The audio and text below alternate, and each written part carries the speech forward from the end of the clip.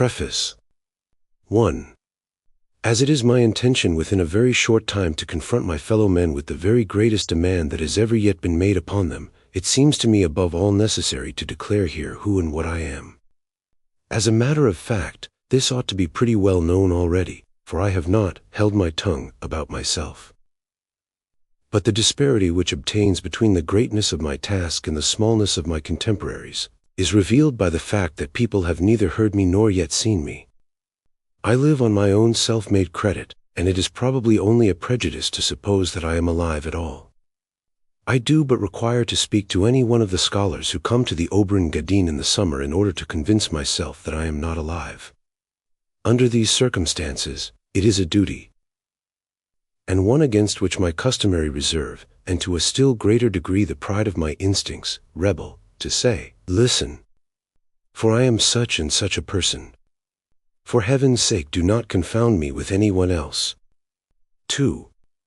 I am, for instance, in no wise a bogey man or moral monster. On the contrary, I am the very opposite in nature to the kind of man that has been honored hitherto as virtuous. Between ourselves, it seems to me that this is precisely a matter on which I may feel proud. I am a disciple of the philosopher Dionysius, and I would prefer to be even a satyr than a saint. But just read this book. Maybe I have here succeeded in expressing this contrast in a cheerful and at the same time sympathetic manner. Maybe this is the only purpose of the present work. The very last thing I should promise to accomplish would be to improve mankind. I do not set up any new idols. May old idols only learn what it costs to have legs of clay.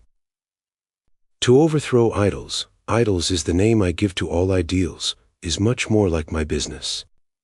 In proportion as an ideal world has been falsely assumed, reality has been robbed of its value, its meaning, and its truthfulness. The true world and the apparent world, in plain English, the fictitious world and reality. Hitherto the lie of the ideal has been the curse of reality. By means of it, the very source of mankind's instincts has become mendacious and false. So much so that those values have come to be worshipped which are the exact opposite of the ones which would ensure man's prosperity, his future, and his great right to a future. 3.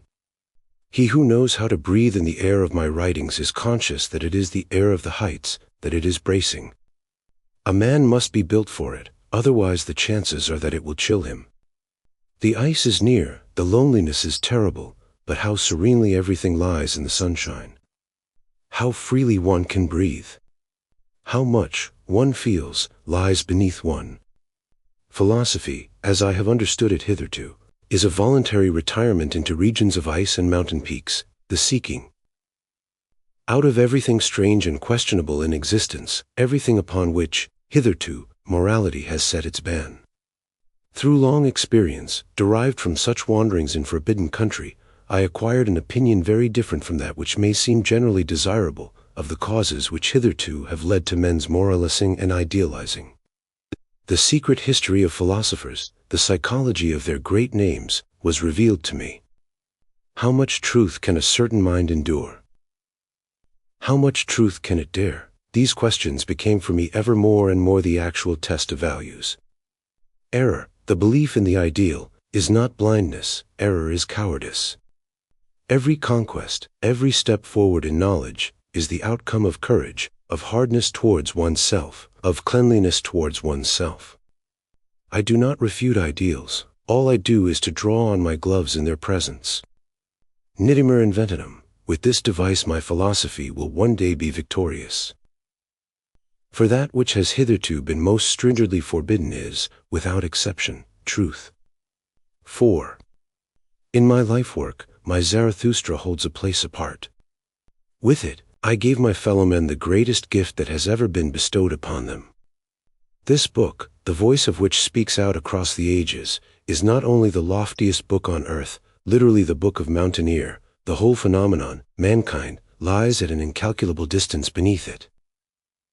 But it is also the deepest book, born of the inmost abundance of truth, an inexhaustible well, into which no pitcher can be lowered without coming up again laden with gold and with goodness. Here it is not a prophet who speaks, one of those gruesome hybrids of sickness and will to power, whom men call founders of religions. If a man would not do a sad wrong to his wisdom, he must, above all, give proper heed to the tones, the halcyon tones, that fall from the lips of Zarathustra. The most silent words are harbingers of the storm. Thoughts that come on dove's feet lead the world. The figs fall from the trees, they are good and sweet, and, when they fall, their red skins are rent. A north wind am I unto ripe figs. Thus, like figs, do these precepts drop down to you, my friends, now drink their juice and their sweet pulp. It is autumn all around, and clear sky, and afternoon. No fanatic speaks to you here. This is not a sermon. No faith is demanded in these pages. From out an infinite treasure of light and well of joy, drop by drop, my words fall out. A slow and gentle gait is the cadence of these discourses. Such things can reach only the most elect. It is, page 5, a rare privilege to be a listener here. Not everyone who likes can have ears to hear Zarathustra. Is not Zarathustra, because of these things, a seducer? But what, indeed, does he himself say, when for the first time he goes back to his solitude? Just the reverse of that which any sage, saint, savior of the world, and other decadent would say. Not only his words, but he himself is other than they. Alone do I now go, my disciples. Get thee also hence, and alone. Thus would I have it. Verily, I beseech you, take your leave of me and arm yourselves against Zarathustra. And better still, be ashamed of him. Maybe he hath deceived you. The knight of knowledge must be able not only to love his enemies, but also to hate his friends. The man who remaineth a pupil requiteth his teacher but ill. And why would ye not pluck at my wreath? Ye honor me, but what if your reverence should one day break down? Take heed, lest a statue crush you. Ye say ye believe in Zarathustra. But of what account is Zarathustra? Ye are my believers, but of what account are all believers? Ye had not yet sought yourselves when ye found me. Thus do all believers, therefore is all believing worth so little. Now I bid you lose me and find yourselves, and only when ye have all denied me will I come back unto you. Friedrich Nietzsche. Ecce Homo. How one becomes what one is. Why I am so wise. 1. The happiness of my existence, its unique character perhaps, consists in its faithfulness. To speak in a riddle,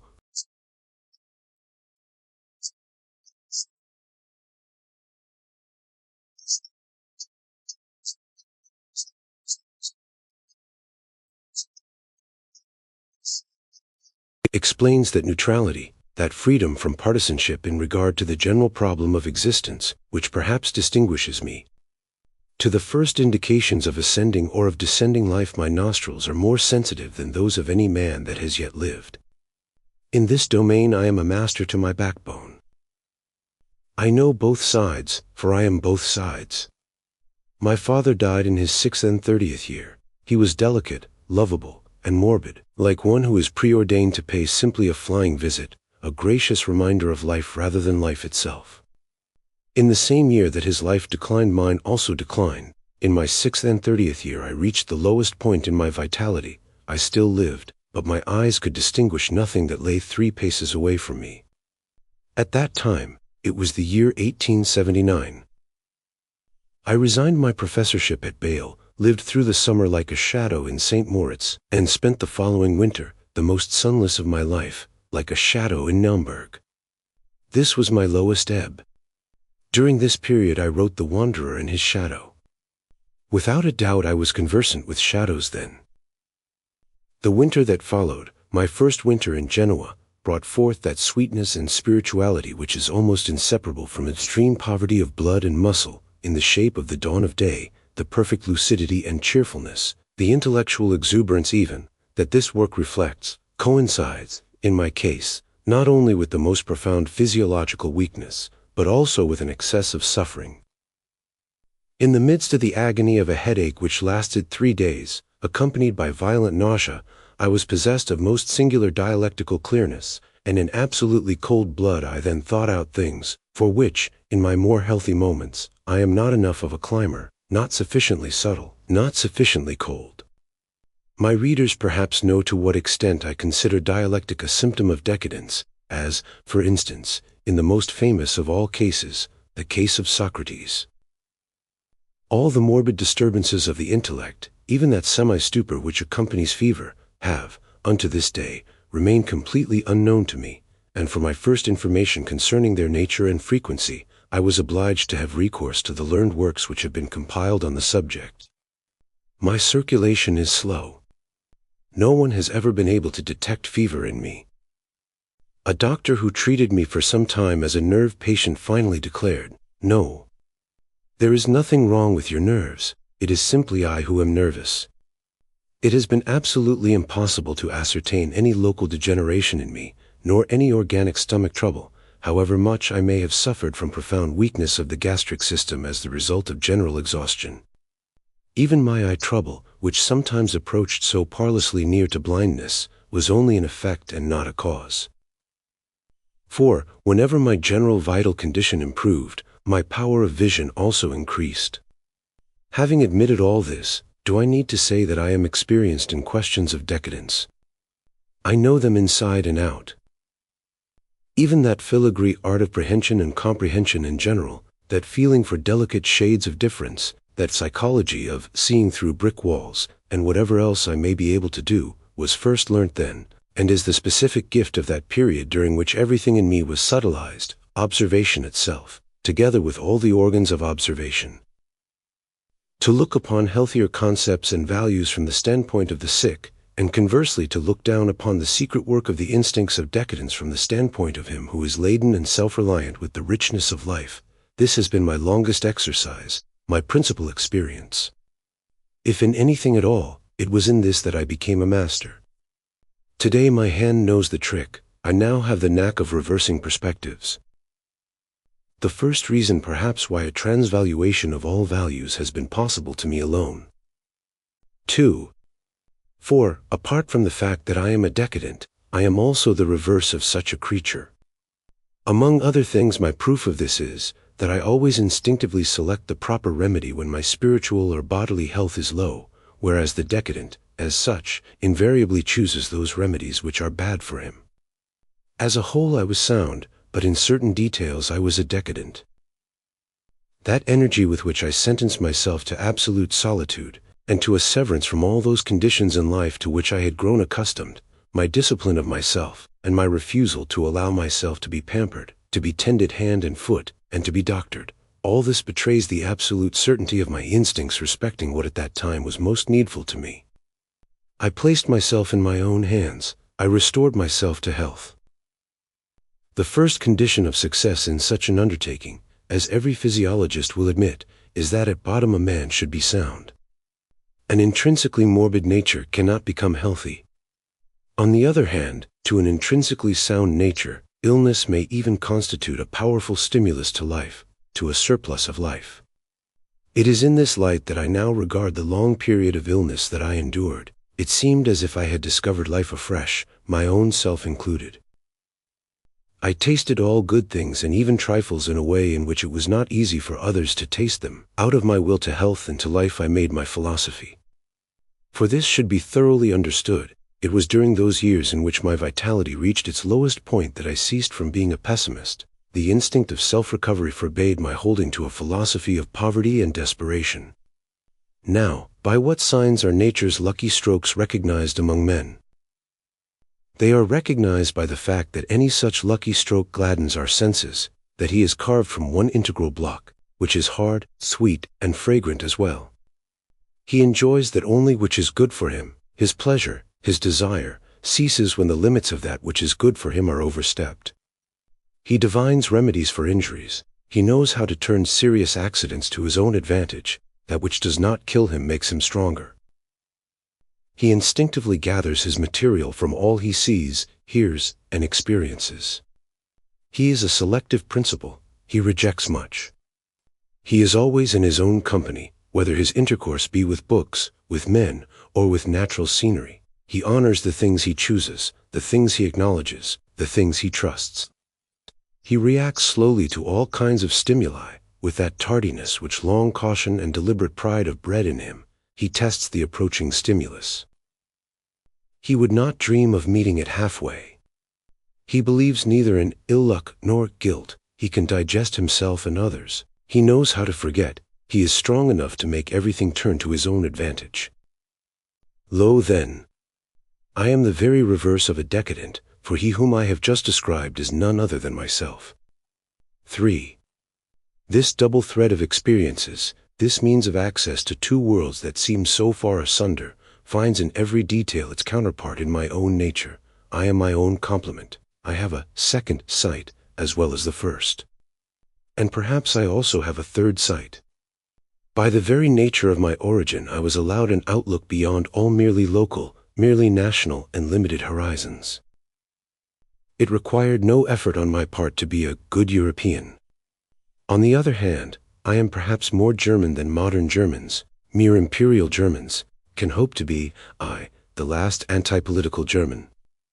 Be this as it may, my ancestors were Polish noblemen. It is owing to them that I have so much race instinct in my blood. Who knows? Perhaps even the liberum veto when I think of the number of times in my travels that I have been accosted as a Pole, even by Poles themselves, and how seldom I have been taken for a German. It seems to me as if I belong to those only who have a sprinkling of German in them.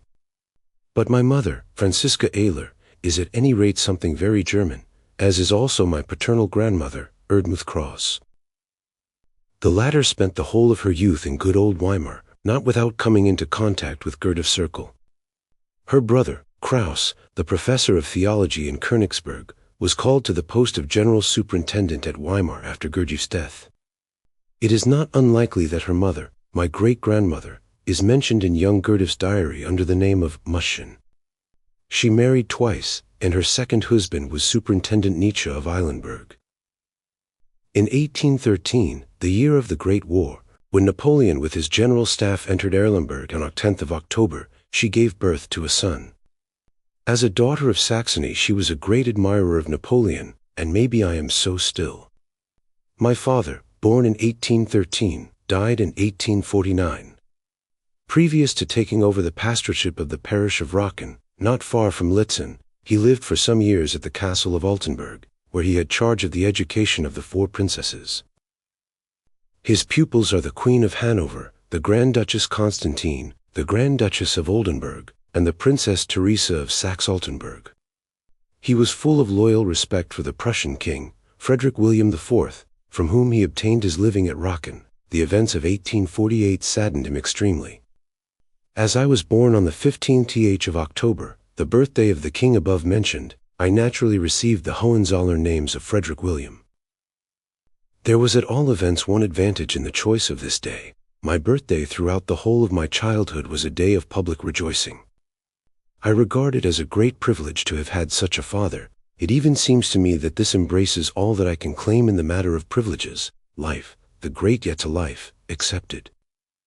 What I owe to him above all is this, that I do not need any special intention, but merely a little patience, in order involuntarily to enter a world of higher and more delicate things.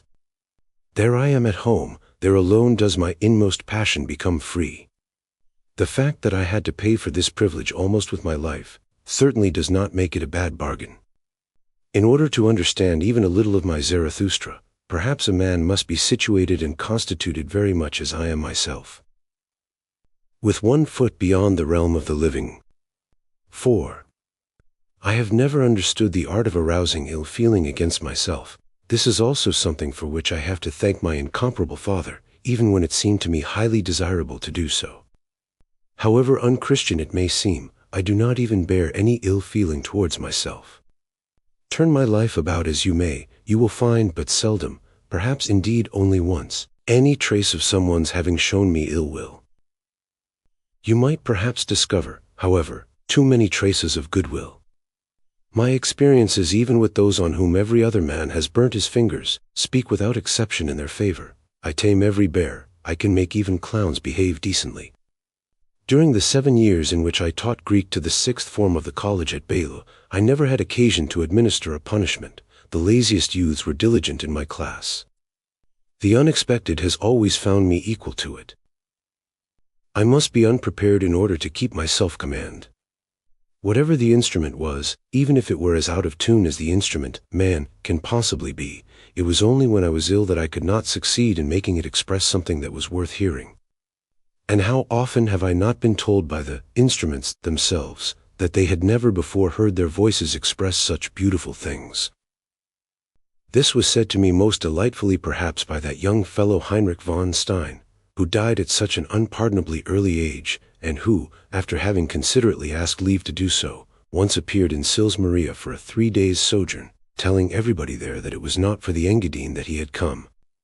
This excellent person, who with all the impetuous simplicity of a young Prussian nobleman, had waded deep into the swamp of Wagnerism, and into that of Dubrayingism into the bargain, seemed almost transformed during these 3 days by a hurricane of freedom, like one who has been suddenly raised to his full height and given wings. Again and again I said to him that this was all owing to the splendid air. Everybody felt the same. One could not stand 6,000 feet above Bayreuth for nothing, but he would not believe me. Be this as it may, if I have been the victim of many a small or even great offense, it was not will, and least of all ill will, that actuated the offenders, but rather, as I have already suggested, it was goodwill, the cause of no small amount of mischief in my life, about which I had to complain. My experience gave me a right to feel suspicious in regard to all so-called unselfish instincts, in regard to the whole of neighborly love, which is ever ready in waiting with deeds or with advice. To me it seems that these instincts are a sign of weakness. They are an example of the inability to withstand a stimulus. It is only among decadents that this pity is called a virtue. What I reproach the pitiful with is, that they are too ready to forget shame, reverence, and the delicacy of feeling which knows how to keep at a distance.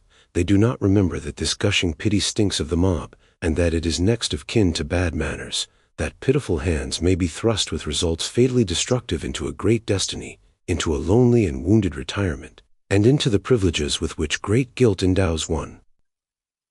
The overcoming of pity I reckon among the noble virtues. In the Temptation of Zarathustra, I have imagined a case in which a great cry of distress reaches his ears, in which pity swoops down upon him like a last sin, and would make him break faith with himself.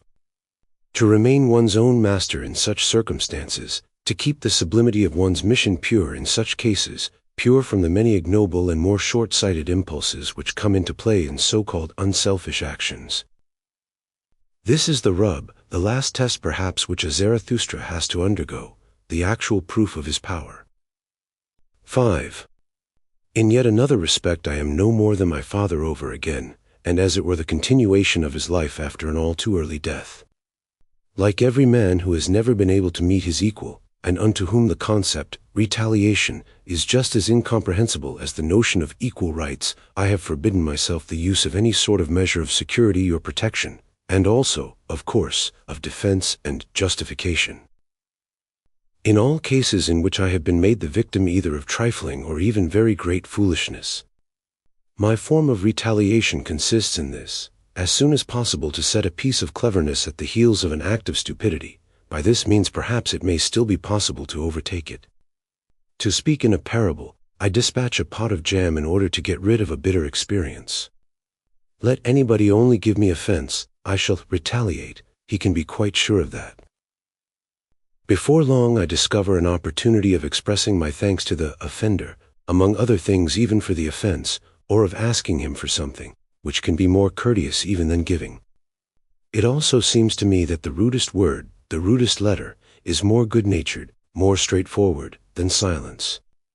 Those who keep silent are almost always lacking in subtlety and refinement of heart. Silence is an objection. To swallow a grievance must necessarily produce a bad temper. It even upsets the stomach. All silent people are dyspeptic.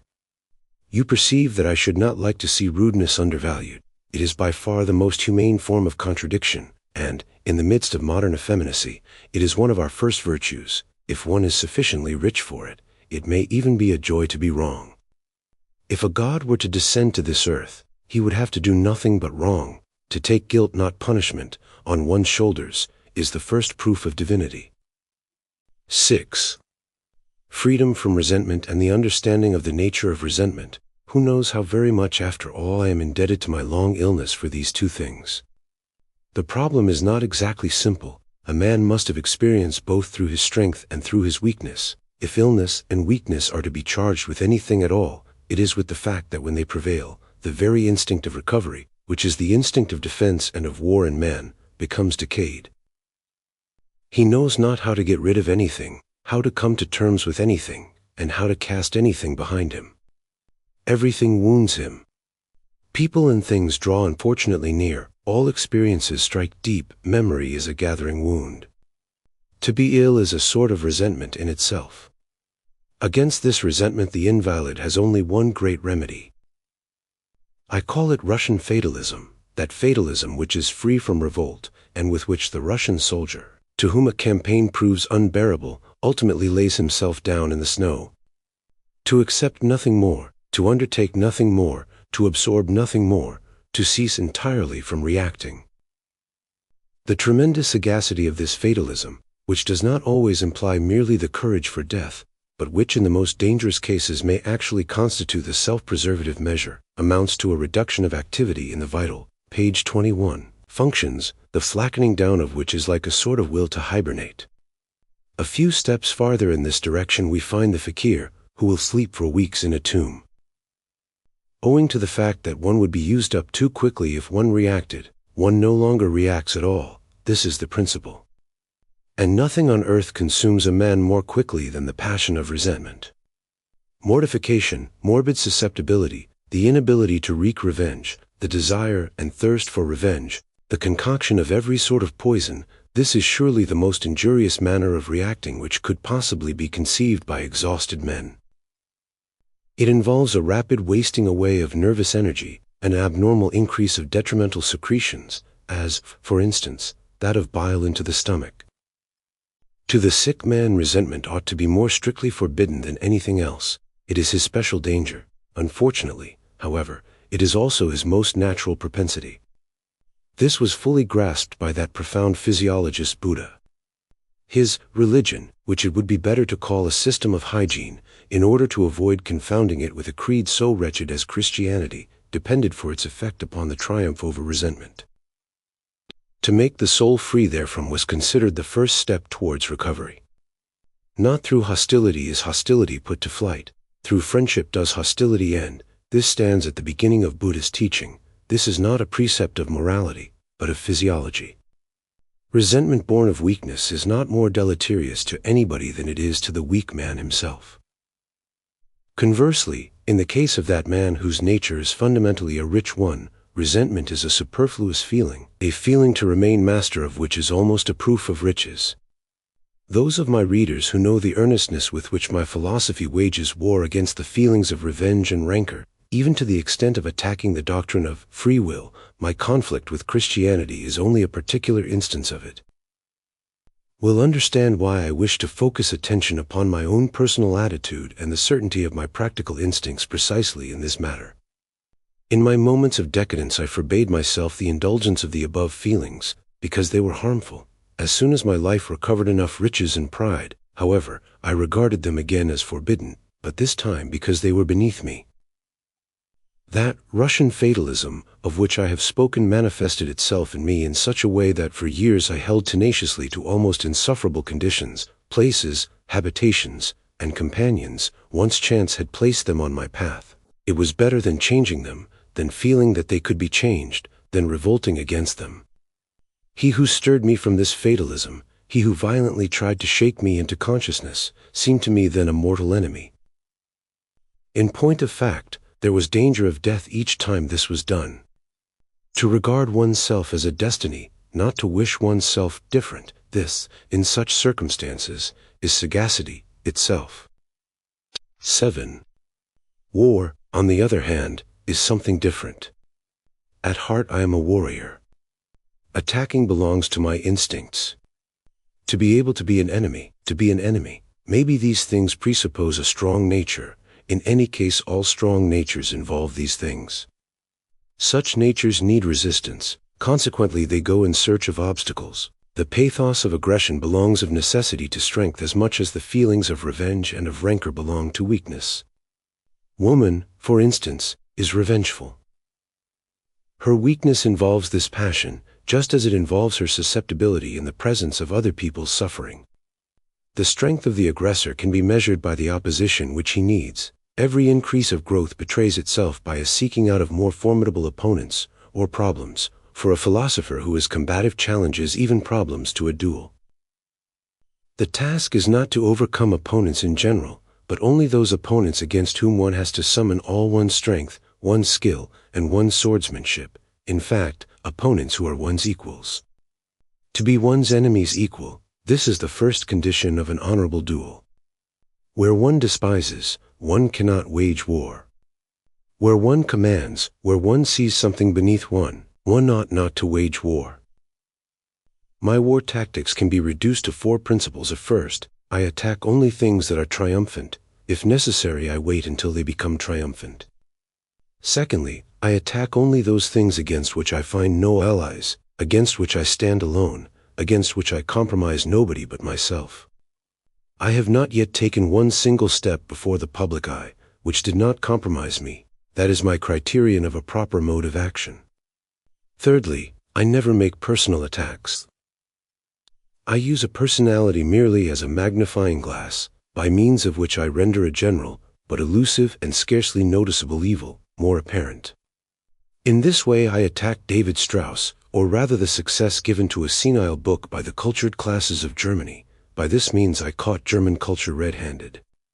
In this way I attacked Wagner, or rather the falsity or mongrel instincts of our culture, which confounds the super-refined with the strong, and the effete with the great.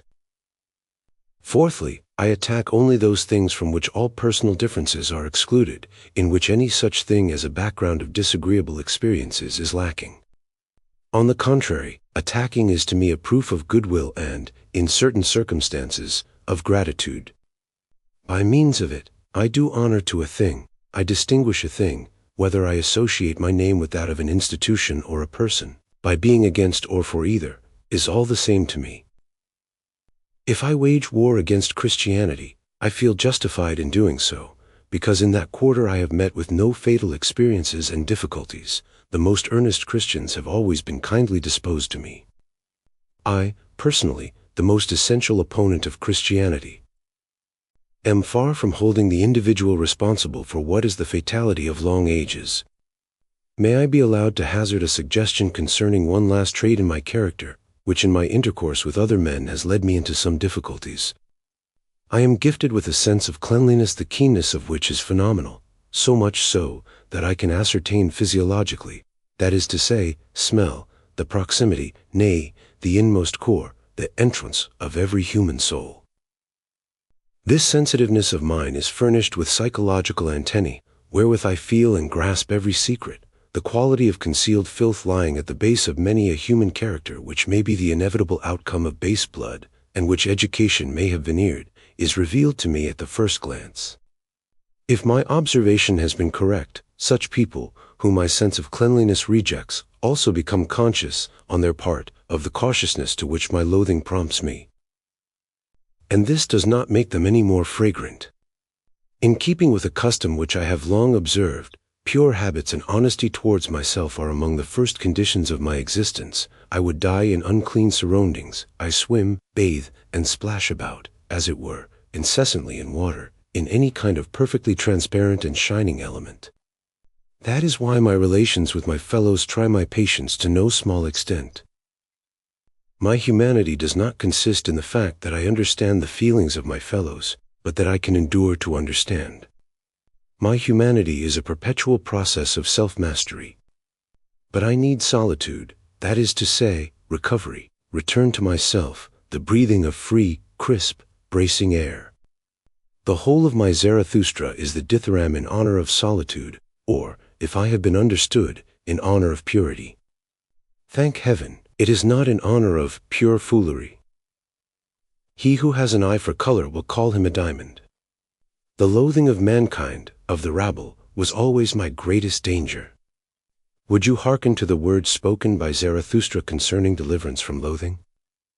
What forsooth hath come unto me? How did I deliver myself from loathing? Who hath made mine eye younger? How did I soar to the height, where there are no more rabble sitting about the well? Did my very loathing forge me wings and the strength to send fountains afar off?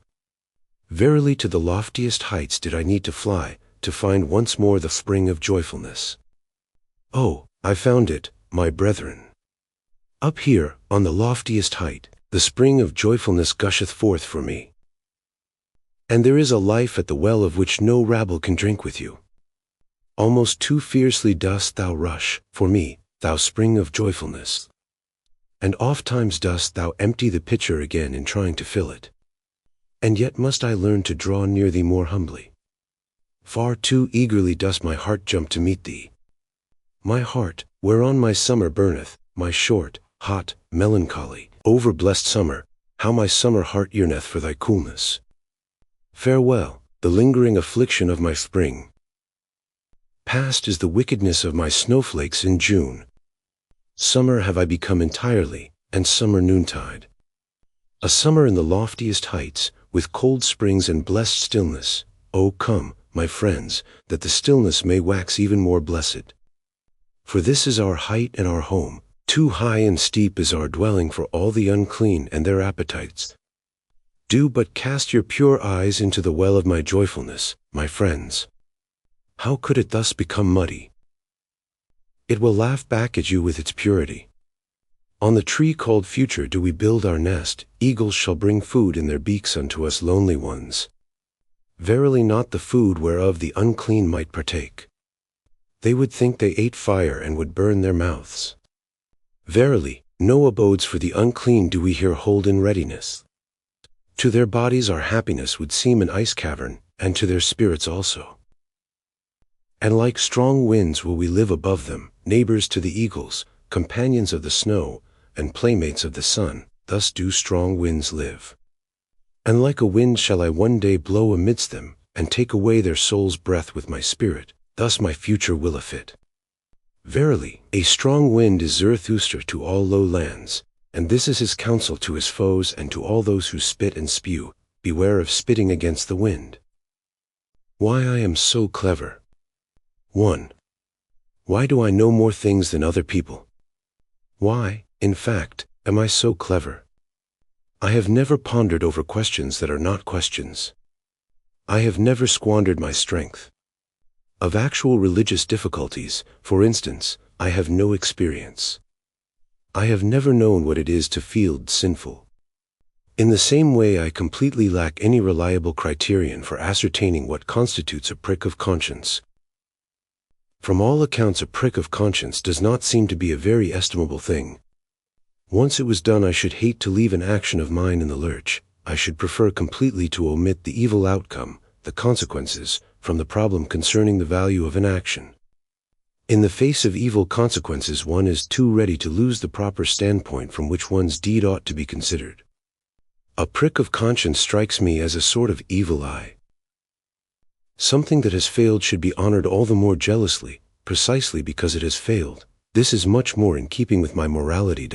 God, the immortality of the soul, salvation, beyond, to all these notions, even as a child, I never paid any attention whatsoever, nor did I waste any time upon them. Maybe I was never naive enough for that. I am quite unacquainted with atheism as a result, and still less as an event in my life. In me it is inborn, instinctive.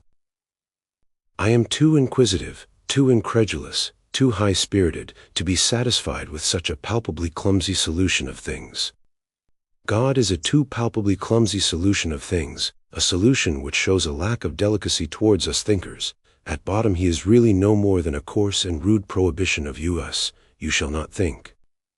I am much more interested in another question. A question upon which the salvation of humanity depends to a far greater degree than it does upon any piece of theological curiosity. I refer to nutrition. For ordinary purposes, it may be formulated as follows. How precisely must thou feed thyself in order to attain to thy maximum of power, or virtue in the Renaissance style, of virtue free from moralic acid? My experiences in regard to this matter have been as bad as they possibly could be. I am surprised that I set myself this question so late in life, and that it took me so long to draw rational conclusions from my experiences.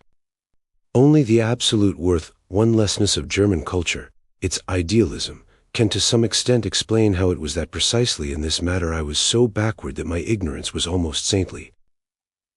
This culture, which from first to last teaches one to lose sight of actual things and to hunt after thoroughly problematic and so-called ideal aims, as, for instance, classical culture, as if it were not hopeless from the start to try to unite classical and German in one concept.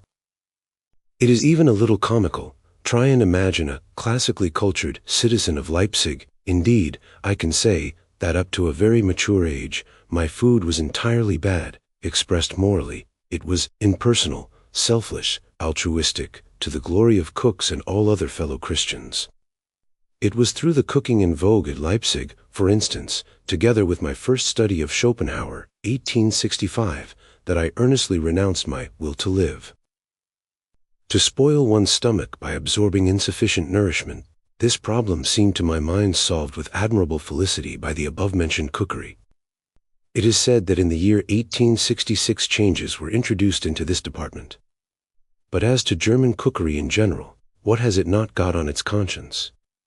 Soup before the meal, still called alla tedesca in the Venetian cookery books of the 16th century, meat boiled to shreds, vegetables cooked with fat and flour. The degeneration of pastries into paperweights. And, if you add thereto the absolutely bestial postprandial drinking habits of the ancients, and not alone of the ancient Germans, you will understand where German intellect took its origin, that is to say, in sadly disordered intestines. German intellect is indigestion, it can assimilate nothing. But even English diet, which in comparison with German, and indeed with French alimentation, seems to me to constitute a return to nature. That is to say, to cannibalism, is profoundly opposed to my own instincts. It seems to me to give the intellect heavy feet, in fact, Englishwomen's feet. The best cooking is that of Piedmont. Alcoholic drinks do not agree with me. A single glass of wine or beer a day is amply sufficient to turn life into a valley of tears for me. In Munich live my antipodes. Although I admit that this knowledge came to me somewhat late, it already formed part of my experience even as a child. As a boy I believed that the drinking of wine and the smoking of tobacco were at first but the vanities of youths, and later merely bad habits. Maybe the poor wine of Naumburg was partly responsible for this poor opinion of wine in general. In order to believe that wine was exhilarating, I should have had to be a Christian. In other words, I should have had to believe in what, to my mind, is an absurdity. Strange to say, whereas small quantities of alcohol, taken with plenty of water, succeed in making me feel out of sorts, large quantities turn me almost into a rollicking tar. Even as a boy I showed my bravado in this respect. To compose a long Latin essay in one night, to revise and recopy it, to aspire with my pen to emulating the exactitude and the terseness of my model, Sallust, and to pour a few very strong grogs over it all, this mode of procedure, while I was a pupil at the venerable old school of Pforta, was not in the least out of keeping with my physiology, nor perhaps with that of Sallust, however much it may have been alien to dignified Pforta. Later on, towards the middle of my life, I grew more and more opposed to alcoholic drinks. I, an opponent of vegetarianism, who have experienced what vegetarianism is, just as Wagner, who converted me back to meat, experienced it, cannot with sufficient earnestness advise all more spiritual natures to abstain absolutely from alcohol. Water answers the purpose. I have a predilection in favor of those places where in all directions one has opportunities of drinking from running brooks, nice, torrent, sills. In vino veritas, it seems that here once more I am at variance with the rest of the world about the concept truth. With me spirit moves on the face of the waters. Here are a few more indications as to my morality. A heavy meal is digested more easily than an inadequate one. The first principle of a good digestion is that the stomach should become active as a whole. A man ought, therefore, to know the size of his stomach. For the same reasons all those interminable meals, which I call interrupted sacrificial feasts, and which are to be had at any table d'hôte, are strongly to be deprecated. Nothing should be eaten between meals, coffee should be given up, coffee makes one gloomy. Tea is beneficial only in the morning. It should be taken in small quantities, but very strong. It may be very harmful, and indispose you for the whole day, if it be taken the least bit too weak. Everybody has his own standard in this matter, often between the narrowest and most delicate limits. In an enervating climate, tea is not a good beverage with which to start the day. An hour before taking it, an excellent thing is to drink a cup of thick cocoa, feed from oil. Remain seated as little as possible. Put no trust in any thought that is not born in the open, to the accompaniment of free bodily motion, nor in one in which even the muscles do not celebrate a feast. All prejudices take their origin in the intestines. A sedentary life, as I have already said elsewhere, is the real sin against the Holy Spirit. 2. To the question of nutrition, that of locality and climate is next of kin. Nobody is so constituted as to be able to live everywhere and anywhere, and he who has great duties to perform, which lay claim to all his strength, has, in this respect, a very limited choice. The influence of climate upon the bodily functions, affecting their acceleration or retardation, extends so far that a blunder in the choice of locality and climate is able not only to alienate a man from his actual duty, but also to withhold it from him altogether, so that he never even comes face to face with it. Animal vigor never acquires enough strength in him in order to reach that pitch of artistic freedom which makes his own soul whisper to him, "I, alone, can do that." Ever so slight a tendency to laziness in the intestines, once it has become a habit, is quite sufficient to make something mediocre, something German out of a genius. The climate of Germany, alone, is enough to discourage the strongest and most heroically disposed intestines. The tempo of the body's functions is closely bound up with the agility or the clumsiness of the spirit's feet. Spirit itself is indeed only a form of these organic functions. Let anybody make a list of the places in which men of great intellect have been found, and are still found, where wit, subtlety, and malice constitute happiness, where genius is almost necessarily at home. All of them rejoice in exceptionally dry air. Paris, Provence, Florence, Jerusalem, Athens, these names prove something, namely, that genius is conditioned by dry air, by a pure sky. That is to say, by rapid organic functions, by the constant and ever-present possibility of procuring for oneself great and even enormous quantities of strength. I have a certain case in mind in which a man of remarkable intellect and independent spirit became a narrow, craven specialist and a grumpy old crank, simply owing to a lack of subtlety in his instinct for climate. And I myself might have been an example of the same thing, if illness had not compelled me to reason, and to reflect upon reason realistically. Now that I have learned through long practice to read the effects of climatic and meteorological influences from my own body, as though from a very delicate and reliable instrument, and that I am able to calculate the change in degrees of atmospheric moisture by means of physiological observations upon myself, even on so short a journey as that from Turin to Milan, I think with horror of the ghastly fact that my whole life, until the last 10 years, the most perilous years, has always been spent in the wrong, and what to me ought to have been the most forbidden, places.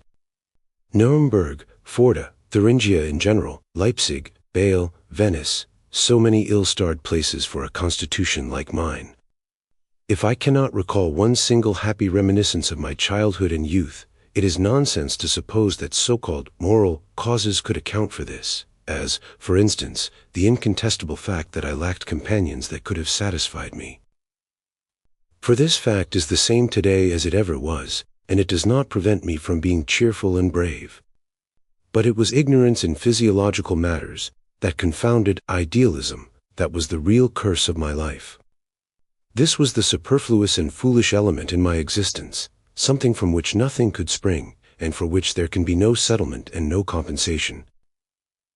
As the outcome of this idealism, I regard all the blunders, the great aberrations of instinct, and the modest specializations which drew me aside from the task of my life, as, for instance, the fact that I became a theologianist, why not at least a medical man or anything else which might have opened my eyes. My days at Bâle, the whole of my intellectual routine, including my daily timetable, was an absolutely senseless abuse of extraordinary powers, without the slightest compensation for the strength that I spent, without even a thought of what I was squandering and how its place might be filled. I lacked all subtlety and egoism, all the fostering care of an imperative instinct. I was in a state in which one is ready to regard oneself as anybody's equal, a state of disinterestedness, a forgetting of one's distance from others, something, in short, for which I can never forgive myself. When I had well nigh reached the end of my tether, simply because I had almost reached my end, I began to reflect upon the fundamental absurdity of my life, idealism. It was illness that first brought me to reason. 3. After the choice of nutrition, the choice of climate and locality, the third matter concerning which one must not on any account make a blunder, is the choice of the manner in which one recuperates one's strength. Here, again, according to the extent to which a spirit is sui generis, the limits of that which he can allow himself, in other words, the limits of that which is beneficial to him, become more and more confined. As far as I in particular am concerned, reading in general belongs to my means of recuperation. Consequently, it belongs to that which rids me of myself, to that which enables me to wander in strange sciences and strange souls, to that, in fact, about which I am no longer in earnest. Indeed, it is while reading that I recover from my earnestness. During the time that I am deeply absorbed in my work, no books are found within my reach. It would never occur to me to allow anyone to speak or even to think in my presence. For that is what reading would mean. Has anyone ever actually noticed that, during the period of profound tension to which the state of pregnancy condemns not only the mind, but also, at bottom, the whole organism, accident and every kind of external stimulus acts too acutely and strikes too deep? Accident and external stimuli must, as far as possible, be avoided. A sort of walling of oneself in is one of the primary instinctive precautions of spiritual pregnancy. Shall I allow a strange thought to steal secretly over the wall? For that is what reading would mean. The periods of work and fruitfulness are followed by periods of recuperation. Come hither, the delightful, intellectual, intelligent books. Shall I read German books? I must go back 6 months to catch myself with a book in my hand. What was it? An excellent study by Victor Brochard upon the Greek skeptics, in which my Lersiana was used to advantage. The skeptics, the only honorable types among that double-faced and sometimes quintuple-faced throng, the philosophers. Otherwise I almost always take refuge in the same books. Altogether their number is small. They are books which are precisely my proper fare. It is not perhaps in my nature to read much, and of all sorts. A library makes me ill. Neither is it my nature to love much or many kinds of things. Suspicion or even hostility towards new books is much more akin to my instinctive feeling than toleration, largeur de coeur, and other forms of neighbor love. It is to a small number of old French authors that I always return again and again. I believe only in French culture, and regard everything else in Europe which calls itself culture as a misunderstanding. I do not even take the German kind into consideration. The few instances of higher culture with which I have met in Germany were all French in their origin.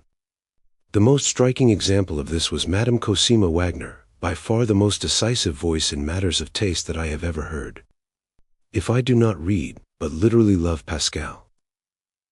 As the most instinctive sacrifice to Christianity, killing himself inch by inch, first bodily, then spiritually, according to the terrible consistency of this most appalling form of inhuman cruelty, if I have something of Montaigne's mischievousness in my soul, and, who knows, perhaps also in my body, if my artist's taste endeavors to defend the names of Molière, Corneille, and Racine, and not without bitterness, against such a wild genius as Shakespeare. All this does not prevent me from regarding even the latter-day Frenchmen also as charming companions. I can think of absolutely no century in history in which a netful of more inquisitive and at the same time more subtle psychologists could be drawn up together than in the Paris of the present day. Let me mention a few at random, for their number is by no means small: Paul Bourget, Pierre Lodi, Gyp, Meilhac, Anatole France, Jules Lemaitre. Or, to point to one of strong race, a genuine Latin, of whom I am particularly fond, Guy de Maupassant. Between ourselves, I prefer this generation even to its masters, all of whom were corrupted by German philosophy, Taine, for instance, by Hegel, whom he has to thank for his misunderstanding of great men and great periods. Wherever Germany extends her sway, she ruins culture. It was the war which first saved the spirit of France. Stendhal is one of the happiest accidents of my life. For everything that marks an epoch in it has been brought to me by accident and never by means of a recommendation. He is quite priceless, with his psychologist's eye, quick at forestalling and anticipating, with his grasp of facts, which is reminiscent of the same art in the greatest of all masters of facts, Ecce Homo, and, last but not least, as an honest atheist, a specimen which is both rare and difficult to discover in France. All honor to Prosper Mérimée. Maybe that I am even envious of Stendhal. He robbed me of the best atheistic joke, which I of all people could have perpetrated. God's only excuse is that he does not exist. I myself have said somewhere, what has been the greatest objection to life hitherto? God. 4. It was Heinrich Heine who gave me the most perfect idea of what a lyrical poet could be. In vain do I search through all the kingdoms of antiquity or of modern times for anything to resemble his sweet and passionate music. He possessed that divine wickedness, without which perfection itself becomes unthinkable to me. I estimate the value of men, of races, according to the extent to which they are unable to conceive of a God who has not a dash of the Saturn in him. And with what mastery he wields his native tongue.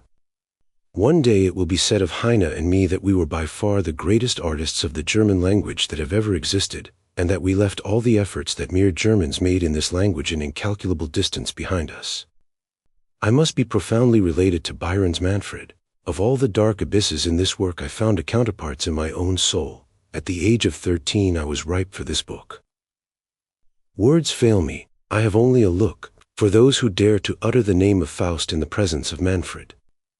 The Germans are incapable of conceiving anything sublime. For a proof of this, look at Schumann. Out of anger for this mawkish Saxon, I once deliberately composed a counter-overture to Manfred, of which Hans von Bülow declared he had never seen the like before on paper. Such compositions amounted to a violation of Euterpe. When I cast about me for my highest formula of Shakespeare, I find invariably but this one, that he conceived the type of Caesar. Such things a man cannot guess. He either is the thing, or he is not. The great poet draws his creations only from out of his own reality. This is so to such an extent, that often after a lapse of time he can no longer endure his own work. After casting a glance between the pages of my Zarathustra, I paced my room to and fro for half an hour at a time, unable to overcome an insufferable fit of tears. I know of no more heart-rending reading than Shakespeare. How a man must have suffered to be so much in need of playing the clown. Is Hamlet understood? It is not doubt, but certitude that drives one mad.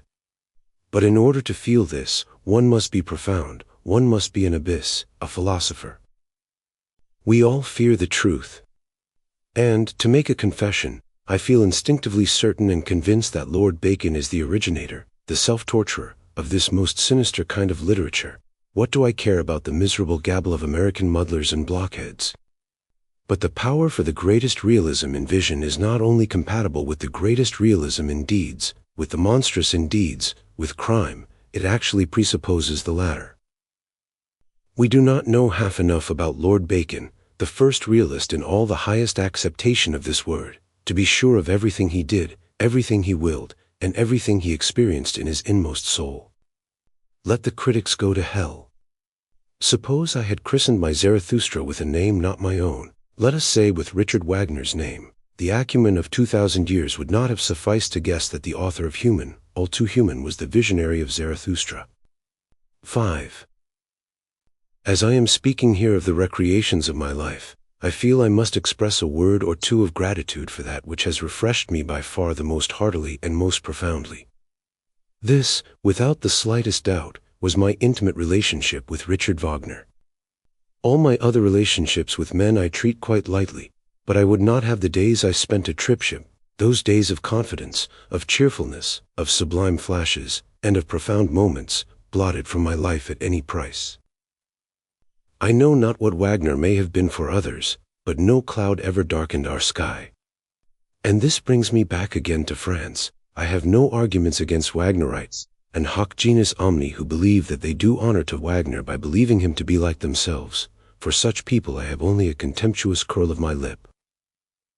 With a nature like mine, which is so strange to everything Teutonic, that even the presence of a German retards my digestion, my first meeting with Wagner was the first moment in my life in which I breathed freely. I felt him, I honored him, as a foreigner, as the opposite and the incarnate contradiction of all German virtues. We who as children breathed the marshy atmosphere of the 50s are necessarily pessimists in regard to the concept German. We cannot be anything else than revolutionaries. We can assent to no state of affairs which allows the canting bigot to be at the top. I care not a jot whether this canting bigot acts in different colors today, whether he dresses in scarlet or dons the uniform of a hussar. Very well, then. Wagner was a revolutionary. He fled from the Germans. As an artist, a man has no home in Europe save in Paris. That subtlety of all the five senses which Wagner's art presupposes, those fingers that can detect slight gradations, psychological morbidity, all these things can be found only in Paris. Nowhere else can you meet with this passion for questions of form, this earnestness in matters of my sense theme, which is the Parisian earnestness par excellence. In Germany no one has any idea of the tremendous ambition that fills the heart of a Parisian artist. The German is a good fellow. Wagner was by no means a good fellow. But I have already said quite enough on the subject of Wagner's real nature. See Beyond Good and Evil, aphorism 269, and about those to whom he is most closely related. He is one of the late French romanticists, that high-soaring and heaven-aspiring band of artists, like Delacroix and Berlioz, who in their inmost natures are sick and incurable, and who are all fanatics of expression and virtuosos through and through. Who, in sooth, was the first intelligent follower of Wagner? Charles Baudelaire, the very man who first understood Delacroix, that typical decadent, in whom a whole generation of artists saw their reflection. He was perhaps the last of them too. What is it that I have never forgiven Wagner? The fact that he condescended to the Germans, that he became a German imperialist. Wherever Germany spreads, she ruins culture. 6th. Taking everything into consideration, I could never have survived my youth without Wagnerian music. For I was condemned to the society of Germans. If a man wished to get rid of a feeling of insufferable oppression, he has to take to hashish. Well, I had to take to Wagner. Wagner is the counterpoison to everything essentially German. The fact that he is a poison too, I do not deny. From the moment that Tristan was arranged for the piano, all honor to you, Herr von Bülow, I was a Wagnerite. Wagner's previous works seemed beneath me. They were too commonplace, too German. But to this day I am still seeking for a work which would be a match to Tristan in dangerous fascination, and possess the same gruesome and dulcet quality of infinity. I seek among all the arts in vain. All the quaint features of Leonardo da Vinci's work lose their charm at the sound of the first bar in Tristan. This work is without question Wagner's non plus ultra. After its creation, the composition of the Master Singers and of The Ring was a relaxation to him. To become more healthy, this in a nature like Wagner's amounts to going backwards. The curiosity of the psychologist is so great in me that I regard it as quite a special privilege to have lived at the right time, and to have lived precisely among Germans, in order to be right for this work. The world must indeed be empty for him who has never been unhealthy enough for this infernal voluptuousness. It is allowable, it is even imperative, to employ a mystic formula for this purpose. I suppose I know better than anyone the prodigious feats of which Wagner was capable, the 50 worlds of strange ecstasies to which no one else had wings to soar. And as I am alive today and strong enough to turn even the most suspicious and most dangerous things to my own advantage, and thus to grow stronger, I declare Wagner to have been the greatest benefactor of my life. The bond which unites us is the fact that we have suffered greater agony, even at each other's hands, than most men are able to bear nowadays, and this will always keep our names associated in the minds of men. For, just as Wagner is merely a misunderstanding among Germans, so, in truth, am I, and ever will be. Ye lack 2 centuries of psychological and artistic discipline, my dear countrymen. But ye can never recover the time lost. 7. To the most exceptional of my readers, I should like to say just one word about what I really exact from music. It must be cheerful and yet profound, like an October afternoon. It must be original, exuberant, and tender, and like a dainty, soft woman in roguishness and grace. I shall never admit that a German can understand what music is. Those musicians who are called German, the greatest and most famous foremost, are all foreigners, either Slavs, Croats, Italians, Dutchmen, or Jews. Or else, like Heinrich Schütz, Bach, and Handel, they are Germans of a strong race which is now extinct. For my own part, I have still enough of the Pole left in me to let all other music go, if only I can keep Chopin. For 3 reasons I would accept Wagner's Siegfried Idyll, and perhaps also 1 or 2 things of Liszt, who excelled all other musicians in the noble tone of his orchestration, and finally everything that has been produced beyond the Alps, this side of the Alps. I could not possibly dispense with Rossini, and still less with my southern soul in music, the work of my Venetian maestro, Pietro Gesti. And when I say beyond the Alps, all I really mean is Venice. If I try to find a new word for music, I can never find any other than Venice. I know not how to draw any distinction between tears and music. I do not know how to think either of joy or of the South without a shudder of fear. On the bridge I stood. Lately, in gloomy night, came a distant song. In golden drops it rolled, over the glittering rim away. Music, gondolas, lights. Drunk, swam far forth in the gloom. A stringed instrument, my soul, sang, imperceptibly moved. A gondola song by stealth, gleaming for godly blessedness. Hearkened any thereto? 8.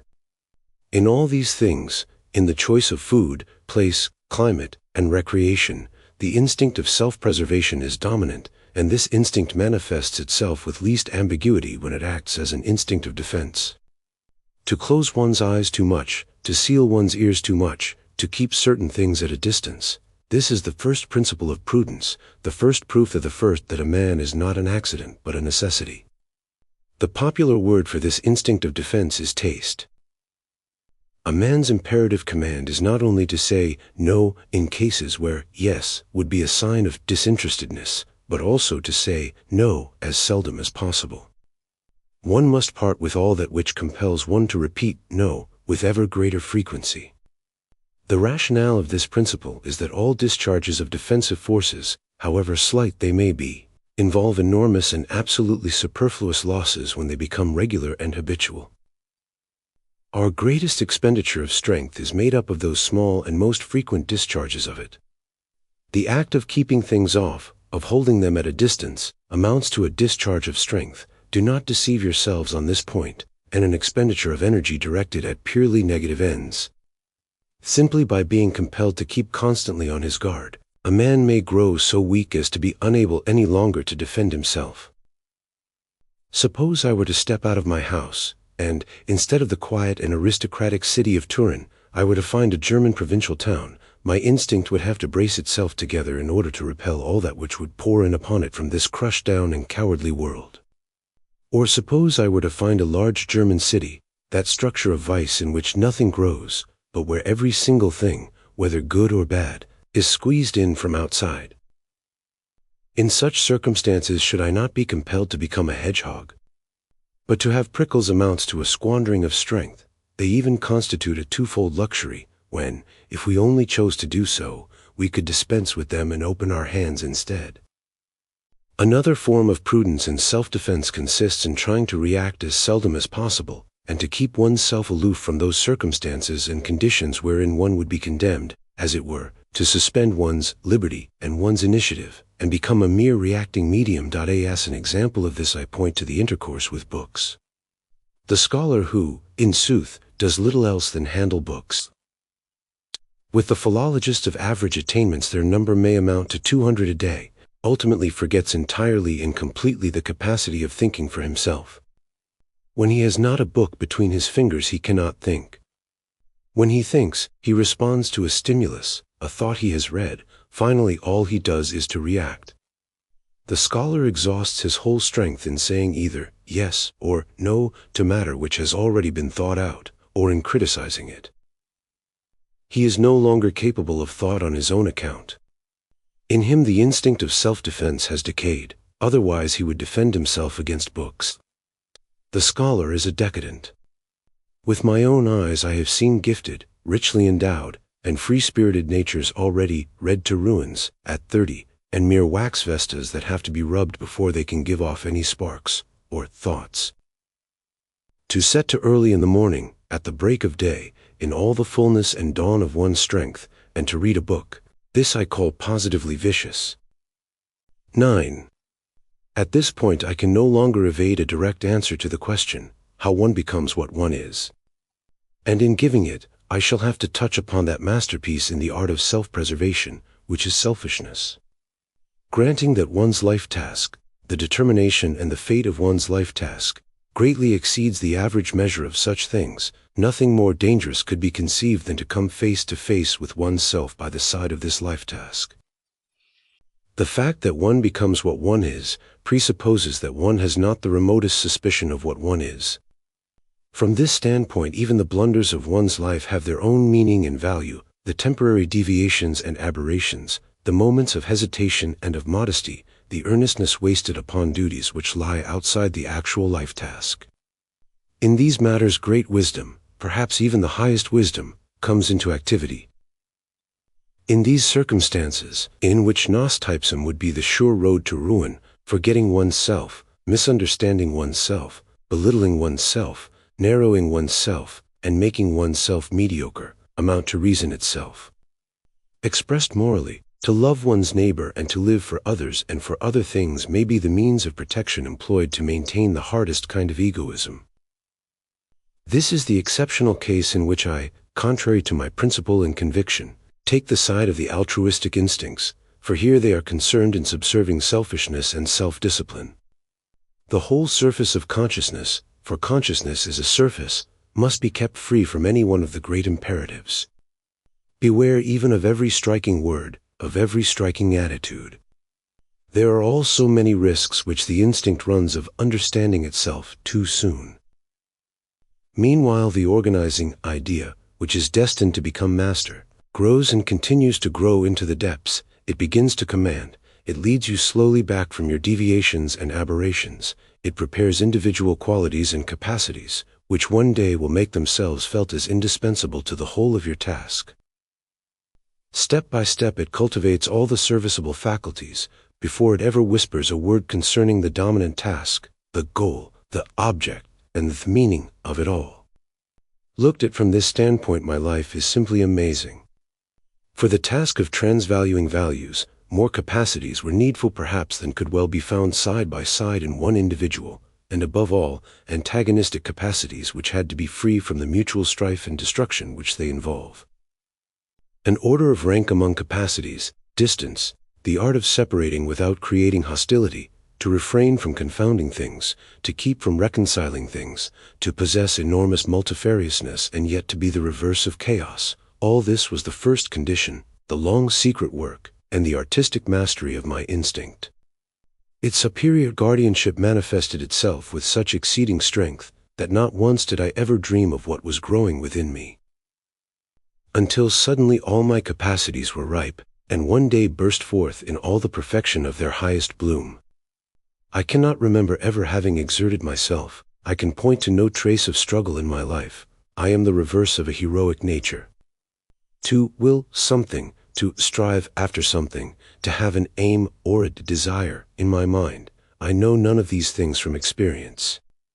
Even at this moment I look out upon my future, a broad future, as upon a calm sea. No sigh of longing makes a ripple on its surface.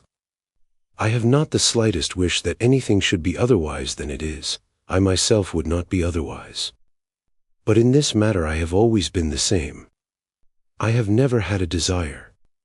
A man who, after his 44th year, can say that he has never bothered himself about honors, women, or money, not that they did not come his way. It was thus that I became one day a university professor. I had never had the remotest idea of such a thing, for I was scarcely 24 of age. In the same way, 2 years previously, I had one day become a philologist, in the sense that my first philological work, my start in every way, was expressly obtained by my master Ritual for publication in his Rheinisches Museum. Ritual, and I say it in all reverence, was the only genial scholar that I have ever met. He possessed that pleasant kind of depravity which distinguishes us Thuringians, and which makes even a German sympathetic. Even in the pursuit of truth we prefer to avail ourselves of roundabout ways.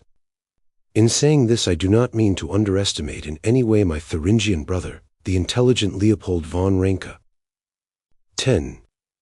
You may be wondering why I should actually have related all these trivial and, according to traditional accounts, insignificant details to you. Such action can but tell against me, more particularly if I am fated to figure in great causes. To this I reply that these trivial matters, diet, locality, climate, and one's mode of recreation, the whole casuistry of self-love, are inconceivably more important than all that which has hitherto been held in high esteem. It is precisely in this quarter that we must begin to learn afresh.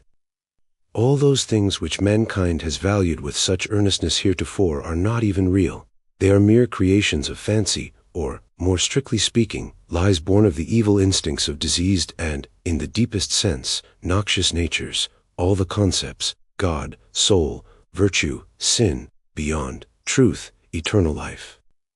But the greatness of human nature, its divinity, was sought for in them. All questions of politics, of social order, of education, have been falsified, root and branch, owing to the fact that the most noxious men have been taken for great men, and that people were taught to despise the small things, or rather the fundamental things, of life.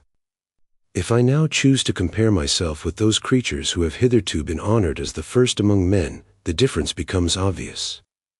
I do not reckon the so-called first men even as human beings. For me they are the excrements of mankind, the products of disease and of the instinct of revenge.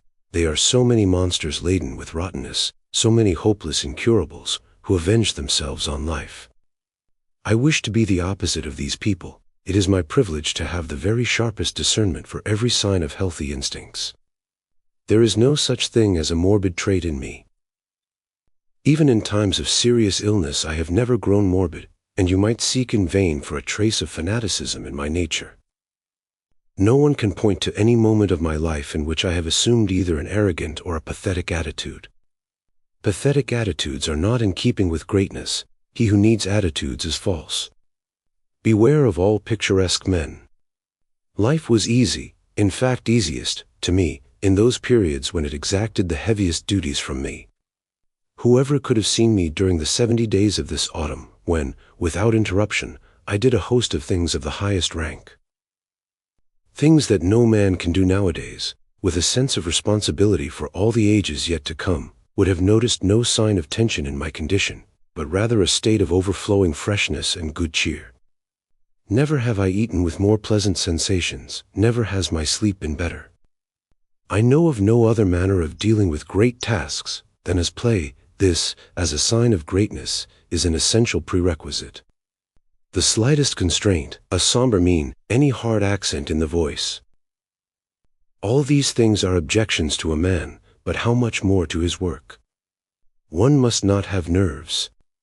Even to suffer from solitude is an objection. The only thing I have always suffered from is multitude.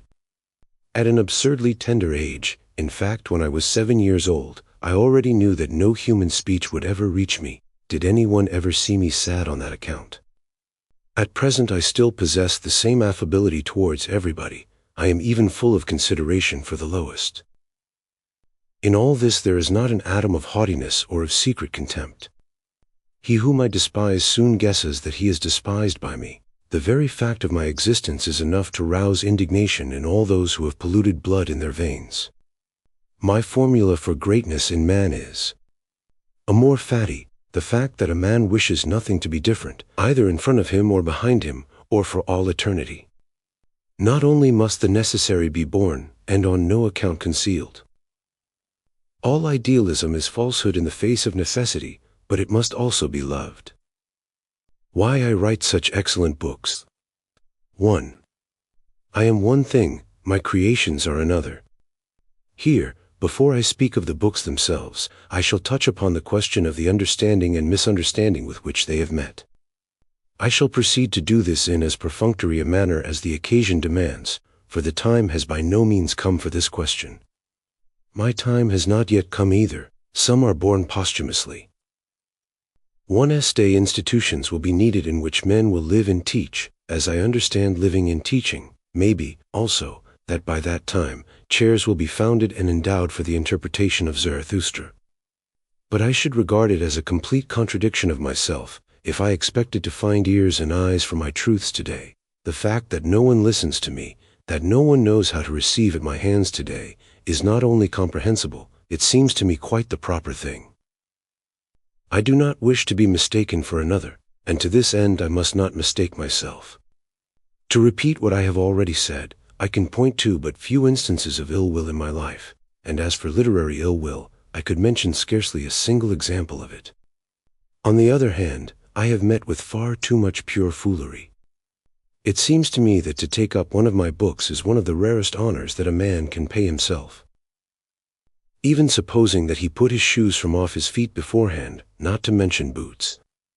When on one occasion Dr. Heinrich von Stein honestly complained that he could not understand a word of my Zarathustra, I said to him that this was just as it should be, to have understood 6 sentences in that book, that is to say, to have lived them, raises a man to a higher level among mortals than modern men can attain. With this feeling of distance, how could I even wish to be read by the moderns whom I know? My triumph is just the opposite of what Schopenhauer's was. I say, non-legger. Not that I should like to underestimate the pleasure I have derived from the innocence with which my works have frequently been contradicted. As late as last summer, at a time when I was attempting, perhaps by means of my weighty, all too weighty literature, to throw the rest of literature off its balance, a certain professor of Berlin University kindly gave me to understand that I ought really to make use of a different form. No one could read such stuff as I wrote. Finally, it was not Germany, but Switzerland that presented me with the 2 most extreme cases. An essay on Beyond Good and Evil, by Dr. V. Widman in the paper called The Bund, under the heading, Nietzsche's Dangerous Book, and a general account of all my works, from the pen of Herr Karl Schmittler, also in the Bund, constitute a maximum in my life. I shall not say of what. The latter treated my Zarathustra, for instance, as advanced exercises in style, and expressed the wish that later on I might try and attend to the question of substance as well. Dr. Whitman assured me of his respect for the courage I showed in endeavoring to abolish all decent feeling.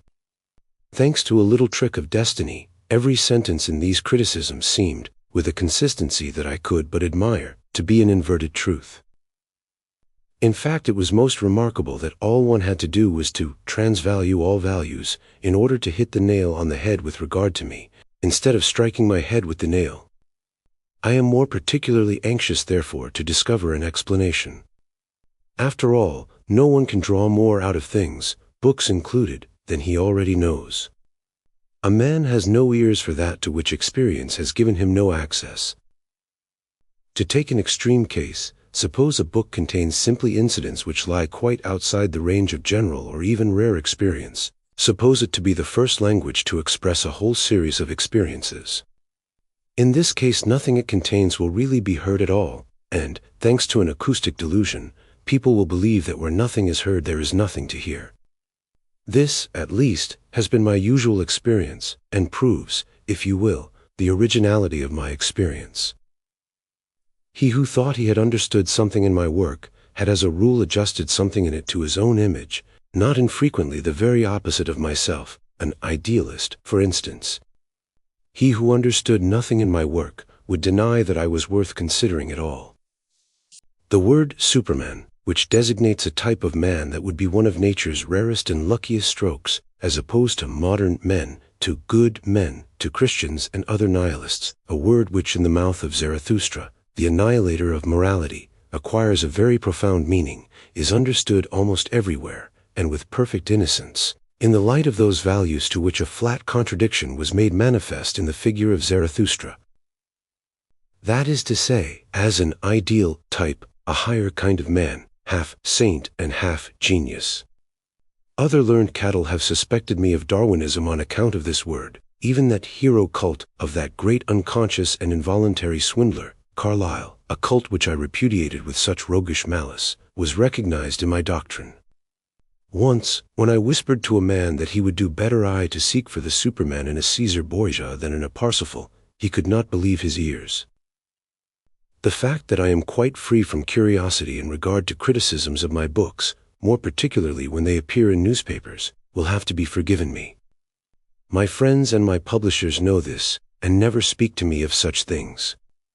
In one particular case, I once saw all the sins that had been committed against a single book. It was beyond good and evil. I could tell you a nice story about it. Is it possible that the National's item, a Prussian paper? This comment is for the sake of my foreign readers. For my own part, I beg to state, I read only Le Journal de Debats, really and seriously regarded the book as a sign of the times, or a genuine and typical example of Tory philosophy, for which the Cruisautins had not sufficient courage. 2. This was said for the benefit of Germans, for everywhere else I have my readers, all of them exceptionally intelligent men, characters that have won their spurs and that have been reared in high offices and superior duties. I have even real geniuses among my readers. In Vienna, in St. Petersburg, in Stockholm, in Copenhagen, in Paris, and New York, I have been discovered everywhere. I have not yet been discovered in Europe's flatland, Germany. And, to make a confession, I rejoice much more heartily over those who do not read me, over those who have neither heard of my name nor of the word philosophy. But whithersoever I go, here in Turin, for instance, every face brightens and softens at the sight of me. A thing that has flattered me more than anything else hitherto is the fact that old market women cannot rest until they have picked out the sweetest of their grapes for me. To this extent must a man be a philosopher. It is not in vain that the Poles are considered as the French among the Slavs. A charming Russian lady will not be mistaken for a single moment concerning my origin. I am not successful at being pompous. The most I can do is to appear embarrassed. I can think in German, I can feel in German, I can do most things, but this is beyond my powers. My old master Ritschl went so far as to declare that I planned even my philological treatises after the manner of a Parisian novelist. That I made them absurdly thrilling. In Paris itself people are surprised at touts mes audices et finesses. The words are Monsieur Taine's. I fear that even in the highest forms of the dithyramb, that salt will be found pervading my work which never becomes insipid, which never becomes German, and that is, wit. I can do naught else. God help me. Amen. We all know, some of us even from experience, what a long ears is. Well then, I venture to assert that I have the smallest ears that have ever been seen. This fact is not without interest to women. It seems to me they feel that I understand them better. I am essentially the anti-ass, and on this account alone a monster in the world's history. In Greek, and not only in Greek, I am the Antichrist. 3. I am to a great extent aware of my privileges as a writer. In one or two cases it has even been brought home to me how very much the habitual reading of my works spoils a man's taste. Other books simply cannot be endured after mine, and least of all philosophical ones. It is an incomparable distinction to cross the threshold of this noble and subtle world. In order to do so one must certainly not be a German. It is, in short, a distinction which one must have deserved. He, however, who is related to me through loftiness of will, experiences genuine raptures of understanding in my books, for I swoop down from heights into which no bird has ever soared. I know abysses into which no foot has ever slipped. People have told me that it is impossible to lay down a book of mine, that I disturb even the night's rest.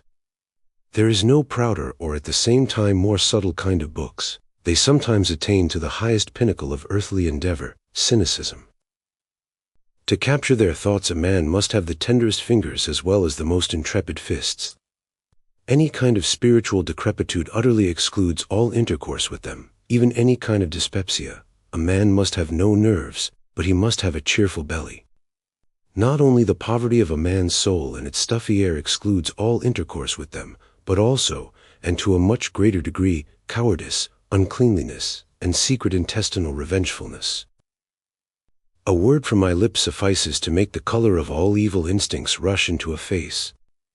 Among my acquaintances I have a number of experimental subjects, in whom I see depicted all the different, and instructively different, reactions which follow upon a perusal of my works. Those who will have nothing to do with the contents of my books, as for instance my so-called friends, assume an impersonal tone concerning them.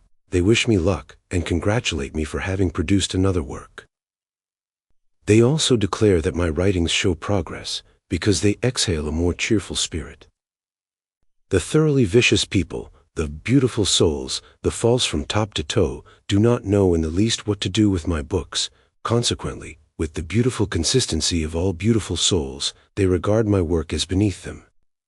The cattle among my acquaintances, the mere Germans, leave me to understand, if you please, that they are not always of my opinion, though here and there they agree with me. I have heard this said even about Zarathustra. Feminism, whether in mankind or in man, is likewise a barrier to my writings. With it, no one could ever enter into this labyrinth of fearless knowledge. To this end, a man must never have spared himself. He must have been hard in his habits, in order to be good-humored and merry among a host of inexorable truths. When I try to picture the character of a perfect reader, I always imagine a monster of courage and curiosity, as well as of suppleness, cunning, and prudence. In short, a born adventurer and explorer. After all, I could not describe better than Zarathustra has done unto whom I really address myself, unto whom alone would he reveal his riddle. Unto you, daring explorers and experimenters, and unto all who have ever embarked beneath cunning sails upon terrible seas. Unto you who revel in riddles and in twilight, whose souls are lured by flutes unto every treacherous abyss. For thee care not to grope your way along a thread with craven fingers. And where ye are able to guess, ye hate to argue. 4. I will now pass just one or two general remarks about my art of style. To communicate a state and inner tension of pathos by means of signs, including the tempo of these signs, that is the meaning of every style, and in view of the fact that the multiplicity of inner states in me is enormous, I am capable of many kinds of style. In short, the most multifarious art of style that any man has ever had at his disposal.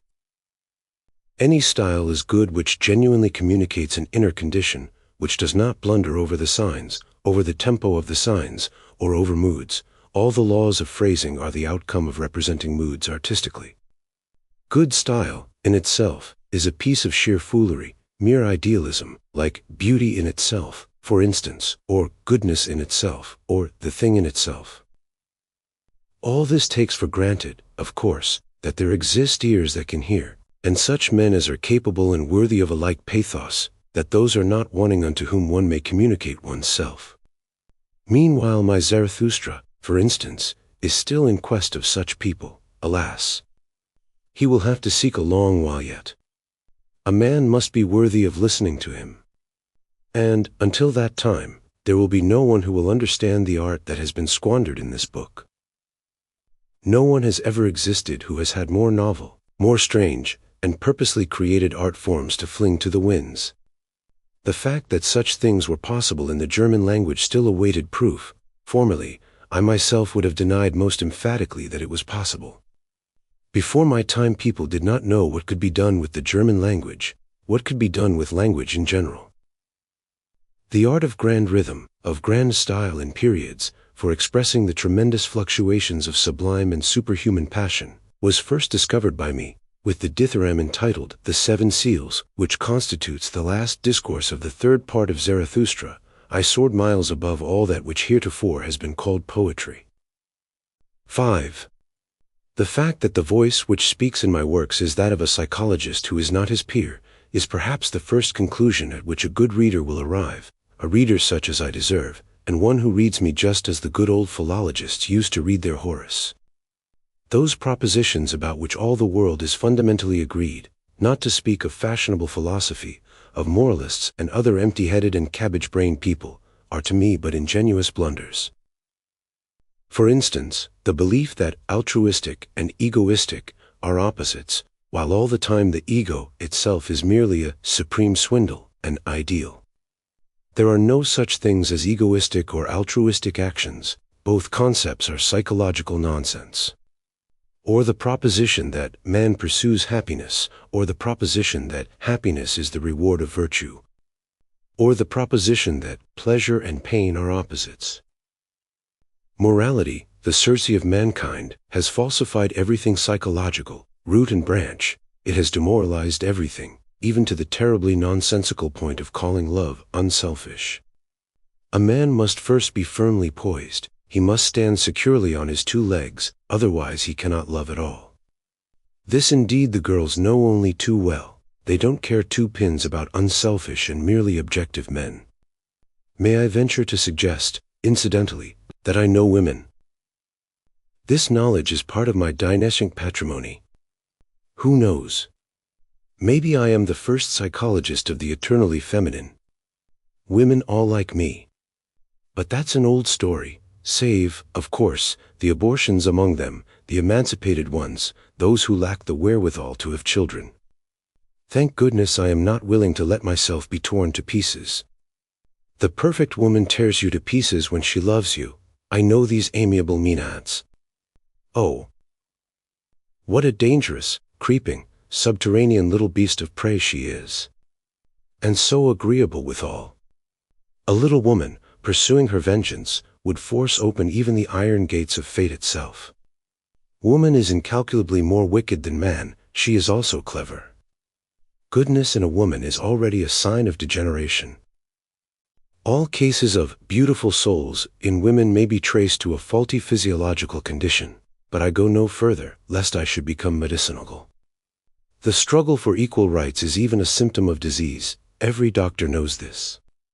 The more womanly a woman is, the more she fights tooth and nail against rights in general. The natural order of things, the eternal war between the sexes, assigns to her by far the foremost rank.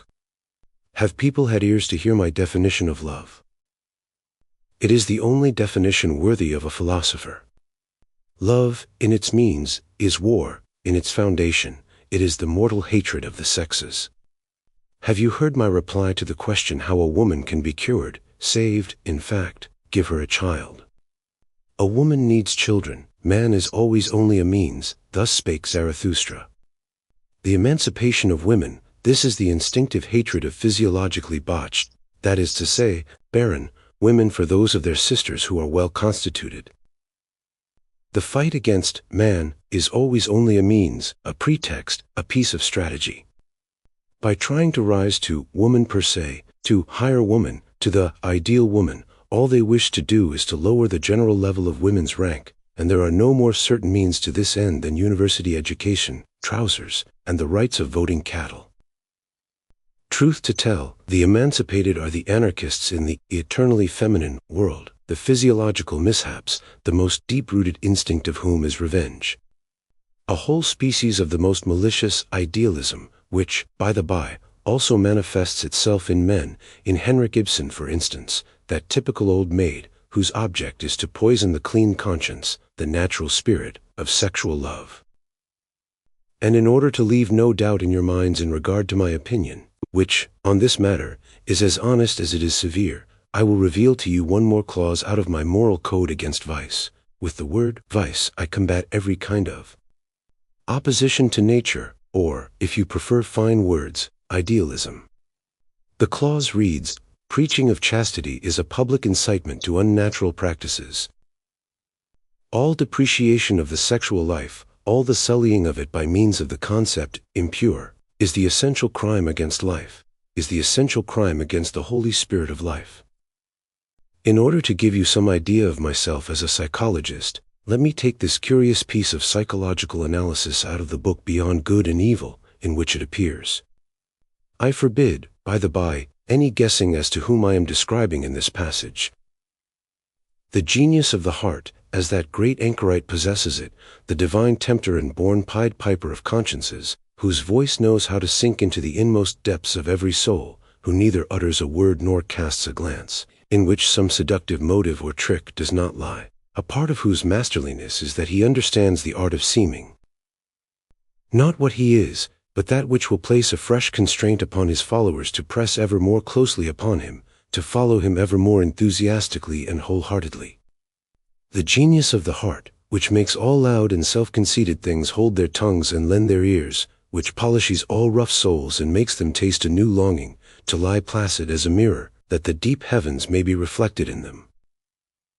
The genius of the heart which teaches the clumsy and too hasty hand to hesitate and grasp more tenderly, which scents the hidden and forgotten treasure, the pearl of goodness and sweet spirituality, beneath thick black ice, and is a divining rod for every grain of gold, long buried and imprisoned in heaps of mud and sand. The genius of the heart, from contact with which every man goes away richer, not blessed and overcome, not as though favored and crushed by the good things of others, but richer in himself, fresher to himself than before, opened up, breathed upon and sounded by a thawing wind, more uncertain, perhaps, more delicate, more fragile, more bruised, but full of hopes which as yet lack names, full of a new will and striving, full of a new unwillingness in counter-striving. The birth of tragedy. 1. In order to be fair to the birth of tragedy, 1872, it is necessary to forget a few things. It created a sensation and even fascinated by means of its mistakes, by means of its application to Wagnerism, as if the latter were the sign of an ascending tendency. On that account alone, this treatise was an event in Wagner's life. Thenceforward great hopes surrounded the name of Wagner. Even to this day, people remind me, sometimes in the middle of Parsifal, that it rests on my conscience if the opinion that this movement is of great value to culture at length became prevalent. I have often seen the book quoted as the second birth of tragedy from the spirit of music. People had ears only for new formulae for Wagner's art, his object and his mission, and in this way the real hidden value of the book was overlooked. Hellenism and Pessimism. This would have been a less equivocal title, seeing that the book contains the first attempt at showing how the Greeks succeeded in disposing of pessimism, in what manner they overcame it. Tragedy itself is the proof of the fact that the Greeks were not pessimists. Schopenhauer blundered here as he blundered in everything else to regard it impartially. The Birth of Tragedy is a book quite strange to its age. No one would dream that it was begun in the thunder of the Battle of Worth. I thought out these problems on cold September nights beneath the walls of Metz. In the midst of my duties as nurse to the wounded, it would be easier to think that it was written 50 years earlier.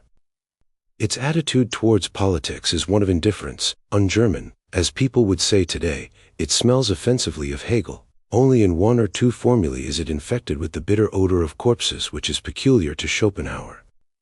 An idea. The antagonism of the two concepts Dionysian and Apollonian is translated into metaphysics. History itself is depicted as the development of this idea. In tragedy this antithesis has become unity. From this standpoint things which theretofore had never been face to face are suddenly confronted, and understood and illuminated by each other. Opera and revolution, for instance. The two decisive innovations in the book are, first, the comprehension of the Dionysian phenomenon among the Greeks. It provides the first psychological analysis of this phenomenon, and sees in it the single root of all Greek art, and, secondly, the comprehension of Socraticism, Socrates being presented for the first time as the instrument of Greek dissolution, as a typical decadent. Reason versus instinct. Reason at any cost, as a dangerous, life-undermining force. The whole book is profoundly and politely silent concerning Christianity. The latter is neither Apollonian nor Dionysian. It denies all aesthetic values, which are the only values that the Birth of Tragedy recognizes. Christianity is most profoundly nihilistic, whereas in the Dionysian symbol, the most extreme limits of a yes-saying attitude to life are attained. In one part of the book the Christian priesthood is referred to as a perfidious order of goblins, as subterraneans. 2. This start of mine was remarkable beyond measure. As a confirmation of my inmost personal experience I had discovered the only example of this fact that history possesses. With this I was the first to understand the amazing Dionysian phenomenon. At the same time, by recognizing Socrates as a decadent, I proved most conclusively that the certainty of my psychological grasp of things ran very little risk at the hands of any sort of moral idiosyncrasy. To regard morality itself as a symptom of degeneration is an innovation, a unique event of the first order in the history of knowledge. How high I had soared above the pitifully foolish gabble about optimism and pessimism with my two new doctrines. I was the first to see the actual contrast, the degenerate instinct which turns upon life with a subterranean lust of vengeance, Christianity, Schopenhauer's philosophy, and in some respects too even Plato's philosophy. In short, the whole of idealism in its typical forms, as opposed to a formula of the highest yes-saying to life, born of an abundance and a superabundance of life, a yes-saying free from all reserve, applying even to suffering, and guilt, and all that is questionable and strange in existence. This last, most joyous, most exuberant and exultant yes to life, is not only the highest, but also the profoundest conception, and one which is most strictly confirmed and supported by truth and science. Nothing that exists must be suppressed, nothing can be dispensed with. Those aspects of life which Christians and other nihilists reject belong to an incalculably higher order in the hierarchy of values than that which the instinct of degeneration calls good, and may call good. In order to understand this, a certain courage is necessary, and, as a prerequisite of this, a certain superfluity of strength, for a man can approach only as near to truth as he has the courage to advance. That is to say, everything depends strictly upon the measure of his strength. Knowledge, and the affirmation of reality, are just as necessary to the strong man as cowardice, the flight from reality, in fact, the flight-deal, are necessary to the weak inspired by weakness. These people are not at liberty to have no decadent stand in need of lies. It is one of their self-preservative measures. He who not only understands the word Dionysian, but understands himself in that term, does not require any refutation of Plato, or of Christianity, or of Schopenhauer, for his knows sense decomposition. 3. The extent to which I had by means of these doctrines discovered the idea of tragedy, the ultimate explanation of what the psychology of tragedy is, I discussed finally in the twilight of the idols. The saying of yet to life, and even to its weirdest and most difficult problems, the will to life rejoicing at its own infinite vitality in the sacrifice of its highest types, that is what I called Dionysian, that is what I meant as the bridge to the psychology of the tragic poet. Not to cast out terror and pity, or to purge one's self of dangerous passion by discharging it with vehemence, this was Aristotle's misunderstanding of it, but to be far beyond terror and pity and to be the eternal lust of becoming itself, that lust which also involves the joy of destruction. In this sense I have the right to regard myself as the first tragic philosopher, that is to say, the most extreme antithesis and antipodes of a pessimistic philosopher. Before my time no such thing existed as this translation of the Dionysian phenomenon into philosophic emotion. Tragic wisdom was lacking. In vain have I sought for signs of it even among the great Greeks in philosophy, those belonging to the 2 centuries before Socrates. I still remained a little doubtful about Heraclitus, in whose presence, alone, I felt warmer and more at ease than anywhere else. The yes-saying to the impermanence and annihilation of things, which is the decisive feature of a Dionysian philosophy, the yes-saying to contradiction and war, the postulation of becoming, together with the radical rejection even of the concept being, in all these things, at all events, I must recognize him who has come nearest to me in thought hitherto. The doctrine of the eternal recurrence, that is to say, of the absolute and eternal repetition of all things in periodical cycles.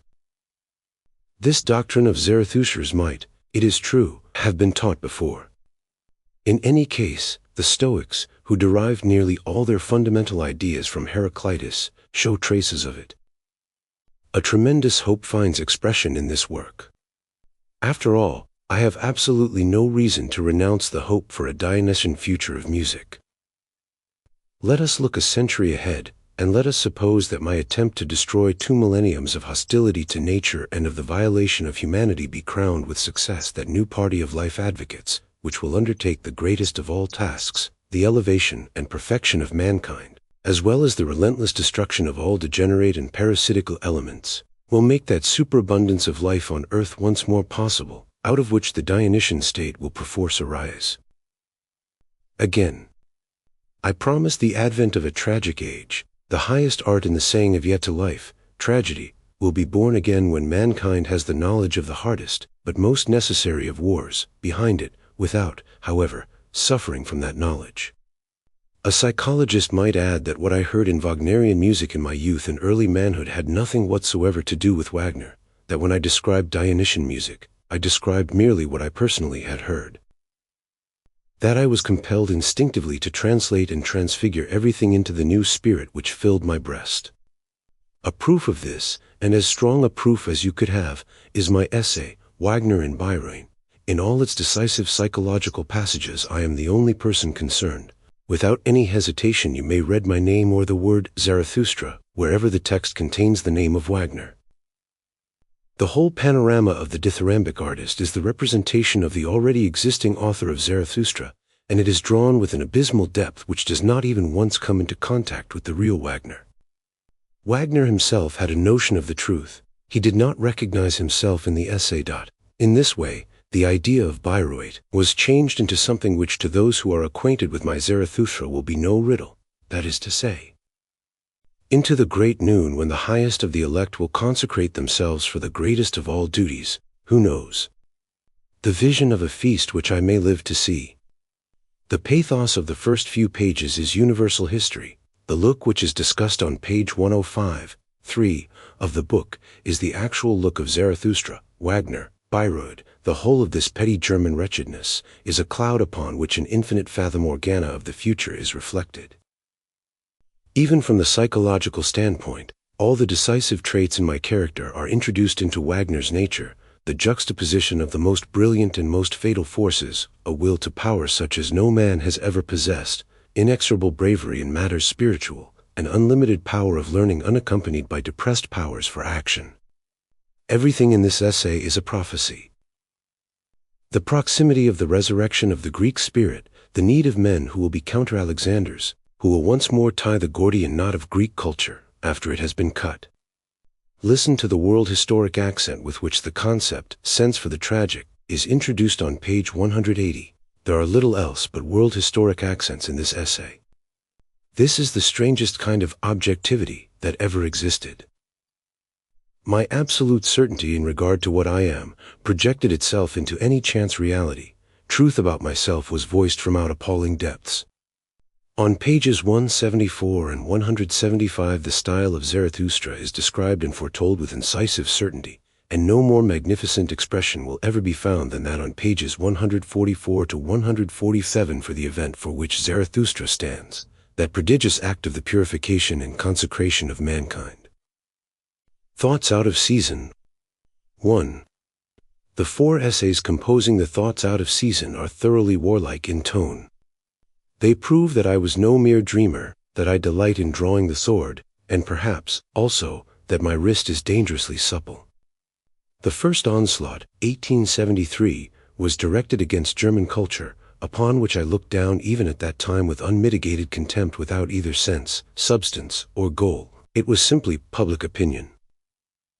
There could be no more dangerous misunderstanding than to suppose that Germany's success at arms proved anything in favor of German culture, and still less the triumph of this culture over that of France. The second essay, 1874, brings to light that which is dangerous, that which corrodes and poisons life in our manner of pursuing scientific study. Life is diseased, thanks to this dehumanized piece of clockwork and mechanism, thanks to the impersonality of the workman, and the false economy of the division of labor. The object, which is culture, is lost sight of. Modern scientific activity as a means thereto simply produces barbarism.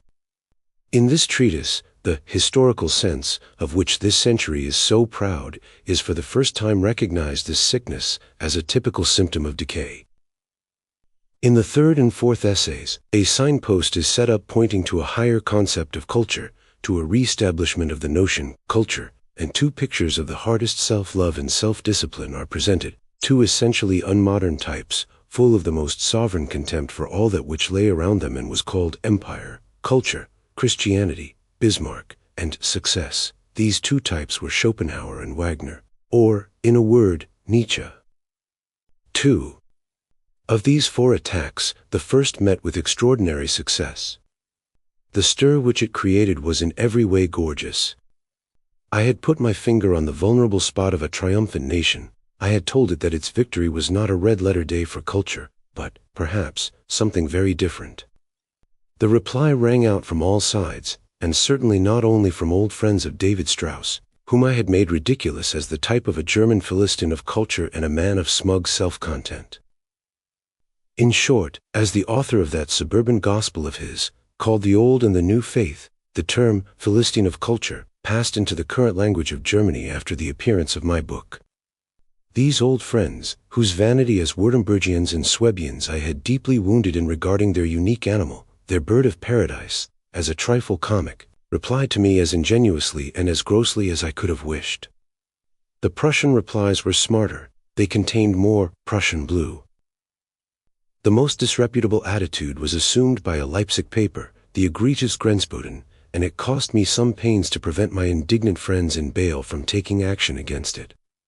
Only a few old gentlemen decided in my favor, and for very diverse and sometimes unaccountable reasons. Among them was one Ewald of Göttingen, who made it clear that my attack on Strauss had been deadly. There was also the Hegelian, Bruno Bauer, who from that time became one of my most attentive readers. In his later years he liked to refer to me, when, for instance, he wanted to give Herr von Treitschke, the Prussian historiographer, a hint as to where he could obtain information about the notion, culture, of which he, Herr von T., had completely lost sight. The weightiest and longest notice of my book and its author appeared in Würzburg, and was written by Professor Hoffmann, an old pupil of the philosopher von Baader. The essays made him foresee a great future for me, namely, that of bringing about a sort of crisis and decisive turning point in the problem of atheism, of which he recognized in me the most instinctive and most radical advocate. It was atheism that had drawn me to Schopenhauer. The review which received by far the most attention, and which excited the most bitterness, was an extraordinarily powerful and plucky appreciation of my work by Karl Hillebrand, a man who was usually so mild, and the last humane German who knew how to wield a pen. The article appeared in the Augsburg Gazette, and it can be read today, couched in rather more cautious language, among his collected essays. In it my work was referred to as an event, as a decisive turning point, as the first sign of an awakening, as an excellent symptom, and as an actual revival of German earnestness and of German passion in things spiritual. Hildebrand could speak only in the terms of the highest respect, of the form of my book, of its consummate taste, of its perfect tact in discriminating between persons and causes. He characterized it as the best polemical work in the German language. The best performance in the art of polemics, which for Germans is so dangerous and so strongly to be deprecated. Besides confirming my standpoint, he laid even greater stress upon what I had dared to say about the deterioration of language in Germany. Nowadays writers assume the airs of purists, 1, and can no longer even construct a sentence. Sharing my contempt for the literary stars of this nation, he concluded by expressing his admiration for my courage. That greatest courage of all which places the very favorites of the people in the dock. The after effects of this essay of mine proved invaluable to me in my life. No one has ever tried to meddle with me since. People are silent. In Germany I am treated with gloomy caution. For years I have rejoiced in the privilege of such absolute freedom of speech as no one nowadays, least of all in the Empire, has enough liberty to claim. My paradise is in the shadow of my sword. At bottom all I had done was to put one of Stendhal's maxims into practice. He advises one to make one's entrance into society by means of a duel. And how well I had chosen my opponent, the foremost freethinker of Germany. As a matter of fact, quite a novel kind of free thought found its expression in this way. Up to the present nothing has been more strange and more foreign to my blood than the whole of that European and American species known as leaders pinceurs. Incorrigible blockheads and clowns of modern ideas, that they are, I feel much more profoundly at variance with them than with any one of their adversaries. They also wish to improve mankind, after their own fashion, that is to say, in their own image, against that which I stand for and desire. They would wage an implacable war, if only they understood it. The whole gang of them still believe in an ideal. I am the first immoralist. 3. I should not like to say that the last two essays in the Thoughts Out of Season, associated with the names of Schopenhauer and Wagner respectively, serve any special purpose in throwing light upon these two cases, or in formulating their psychological problems. This, of course, does not apply to a few details. Thus, for instance, in the second of the two essays, with a profound certainty of instinct, I already characterized the elementary factor in Wagner's nature as a theatrical talent which in all his means and inspirations only draws its final conclusions. At bottom, my desire in this essay was to do something very different from writing psychology. An unprecedented educational problem, a new understanding of self-discipline and self-defense carried to the point of hardness, a road to greatness and to world-historic duties, yearned to find expression. Roughly speaking, I seized two famous and, theretofore, completely undefined types by the forelock, after the manner in which one seizes opportunities, simply in order to speak my mind on certain questions, in order to have a few more formulas, signs, and means of expression at my disposal. Indeed, I actually suggest this, with most unearthly sagacity, on page 183 of Schopenhauer as educator. Plato made use of Socrates in the same way, that is to say, as a cipher for Plato. Now that, from some distance, I can look back upon the conditions of which these essays are the testimony, I would be loath to deny that they refer simply to me. The essay Wagner and Bayreuth is a vision of my own future. On the other hand, my most secret history, my development, is written down in Schopenhauer as educator. But, above all, the vow I made, what I am today, the place I now hold, at a height from which I speak no longer with words but with thunderbolts. Oh, how far I was from all this in those days! But I saw the land. I did not deceive myself for one moment as to the way, the sea, the danger, and success. The great calm and promising, this happy prospect of a future which must not remain only a promise, in this book every word has been lived, profoundly and intimately. The most painful things are not lacking in it. It contains words which are positively running with blood. But a wind of great freedom blows over the whole. Even its wounds do not constitute an objection. As to what I understand by being a philosopher, that is to say, a terrible explosive in the presence of which everything is in danger, as to how I sever my idea of the philosopher by miles from that other idea of him which includes even a Kant, not to speak of the academic ruminators and other professors of philosophy. Concerning all these things this essay provides invaluable information, even granting that at bottom, it is not Schopenhauer as educator, but Nietzsche as educator, who speaks his sentiments in it. Considering that, in those days, my trade was that of a scholar, and perhaps, also, that I understood my trade, the piece of austere scholar psychology which suddenly makes its appearance in this essay is not without importance. It expresses the feeling of distance, and my profound certainty regarding what was my real-life task, and what were merely means, intervals, and accessory work to me. My wisdom consists in my having been many things, and in many places, in order to become one thing, in order to be able to attain to one thing. It was part of my fate to be a scholar for a while. Human, all too human. 1. Human, all too human, with its two sequels, is the memorial of a crisis. It is called a book for free spirits. Almost every sentence in it is the expression of a triumph. By means of it I purged myself of everything in me which was foreign to my nature. Idealism is foreign to me, the title of the book means, where ye see ideal things I see, human, alas. All too human things. I know men better. The word free spirit in this book must not be understood as anything else than a spirit that has become free, that has once more taken possession of itself. My tone, the pitch of my voice, has completely changed. The book will be thought clever, cool, and at times both hard and scornful. A certain spirituality, of noble taste, seems to be ever struggling to dominate a passionate torrent at its feet. In this respect there is some sense in the fact that it was the 100th anniversary of Voltaire's death that served, so to speak, as an excuse for the publication of the book as early as 1878. For Voltaire, as the opposite of everyone who wrote after him, was above all a grandee of the intellect, precisely what I am also. The name of Voltaire on one of my writings, that was verily a step forward, in my direction. Looking into this book a little more closely, you perceive a pitiless spirit who knows all the secret hiding places in which ideals are wont to skulk, where they find their dungeons, and, as it were, their last refuge. With a torch in my hand, the light of which is not by any means a flickering one, I illuminate this nether world with beams that cut like blades. It is war, but war without powder and smoke, without warlike attitudes, without pathos and contorted limbs. All these things would still be idealism. One error after the other is quietly laid upon ice. The ideal is not refuted, it freezes.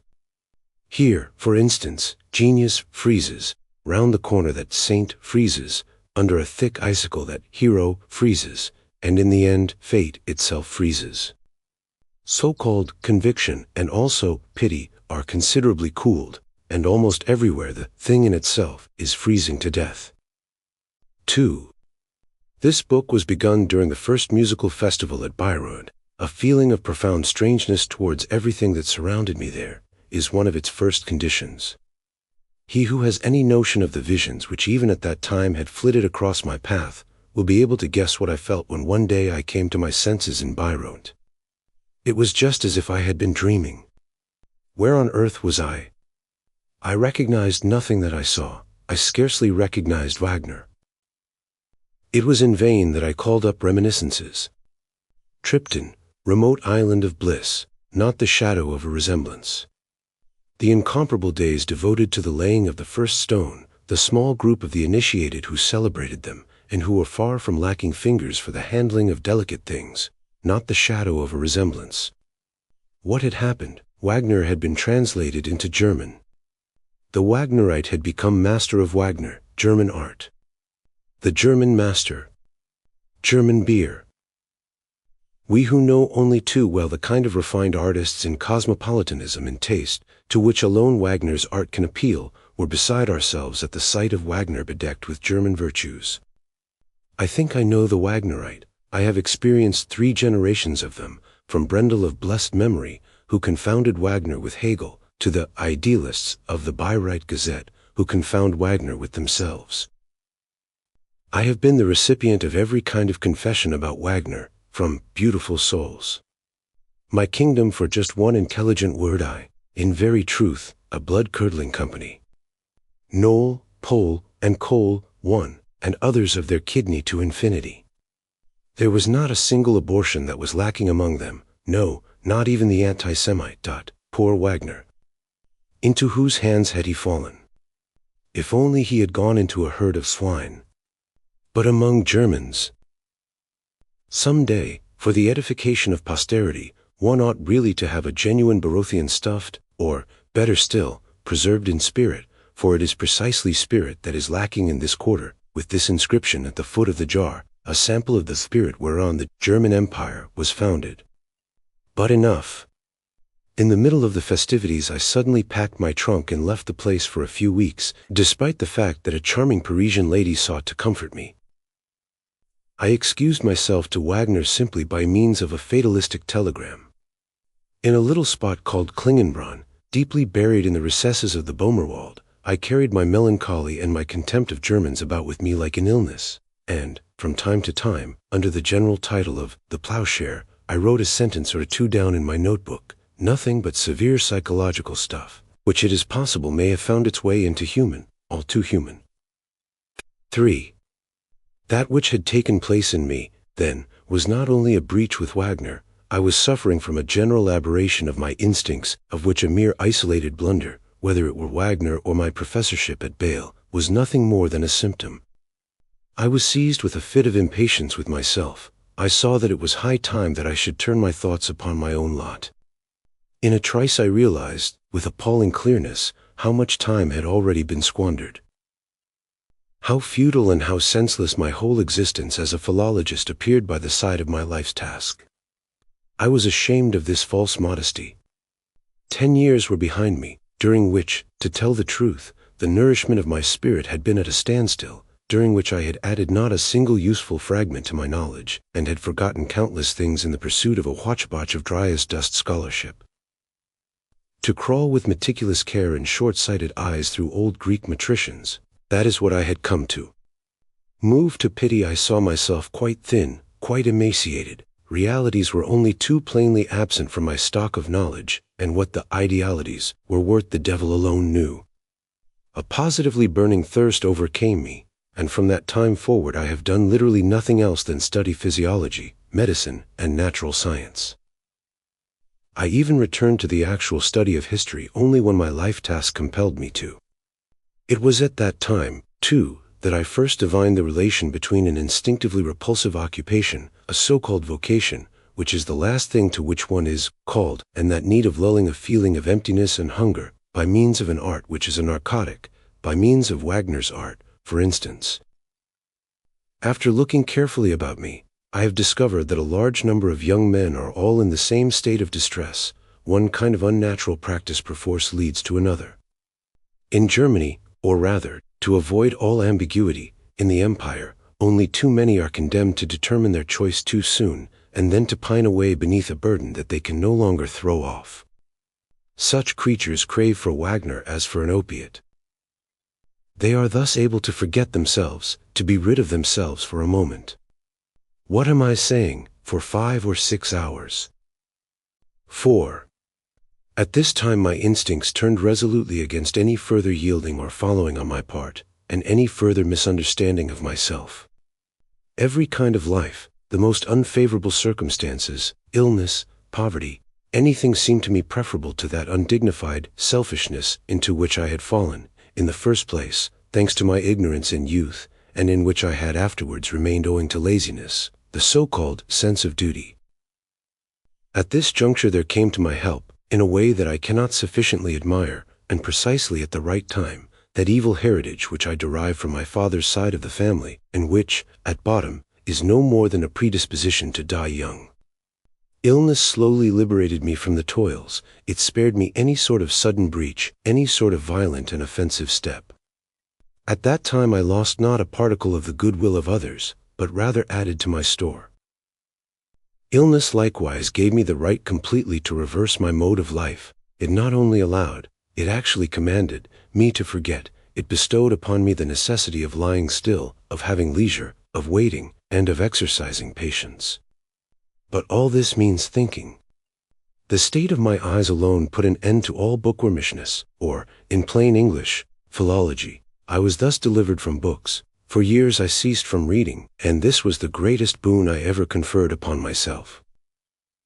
That nethermost self, which was, as it were, entombed, and which had grown dumb because it had been forced to listen perpetually to other selves, for that is what reading means, slowly awakened.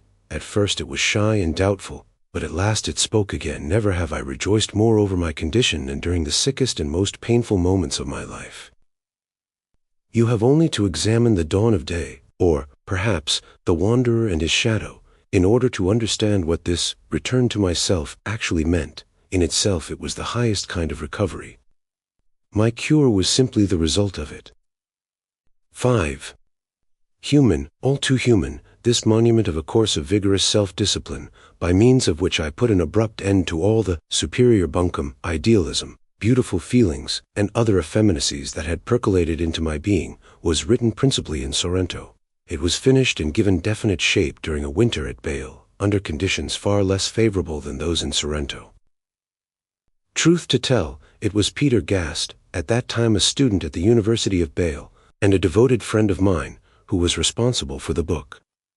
With my head wrapped in bandages, and extremely painful, I dictated while he wrote and corrected as he went along. To be accurate, he was the real composer, whereas I was only the author. When the completed book ultimately reached me, to the great surprise of the serious invalid I then was, I sent, among others, 2 copies to Bayreuth. Thanks to a miraculous flash of intelligence on the part of chance, there reached me precisely at the same time a splendid copy of the Parsifal text, with the following inscription from Wagner's pen, to his dear friend Friedrich Nietzsche, from Richard Wagner, ecclesiastical counselor. At this crossing of the 2 books I seemed to hear an ominous note. Did it not sound as if 2 swords had crossed? At all events we both felt this was so, for each of us remained silent. At about this time the first Bayreuth pamphlets appeared, and I then understood the move on my part for which it was high time. Incredible. Wagner had become pious. 6. My attitude to myself at that time, 1876, and the unearthly certitude with which I grasp my life task and all its world-historic consequences is well revealed throughout the book, but more particularly in one very significant passage, despite the fact that, with my instinctive cunning, I once more circumvented the use of the little word by. Not, however, this time, in order to shed world-historic glory on the names of Schopenhauer and Wagner, but on that of another of my friends, the excellent Dr. Paul Rée, fortunately much too acute a creature to be deceived. Others were less subtle. Among my readers I have a number of hopeless people, the typical German professor for instance, who can always be recognized from the fact that, judging from the passage in question, he feels compelled to regard the whole book as a sort of superior realism. As a matter of fact, it contradicts 5 or 6 of my friends' utterances. Only read the introduction to the genealogy of morals on this question.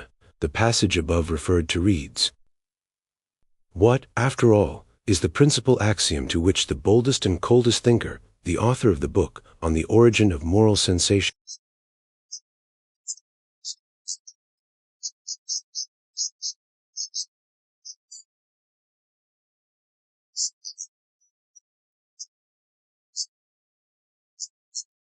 for there is no intelligible world."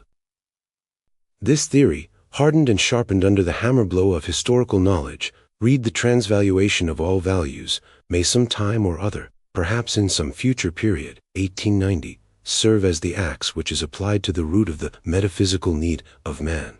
Whether more as a blessing than a curse to the general welfare, it is not easy to say.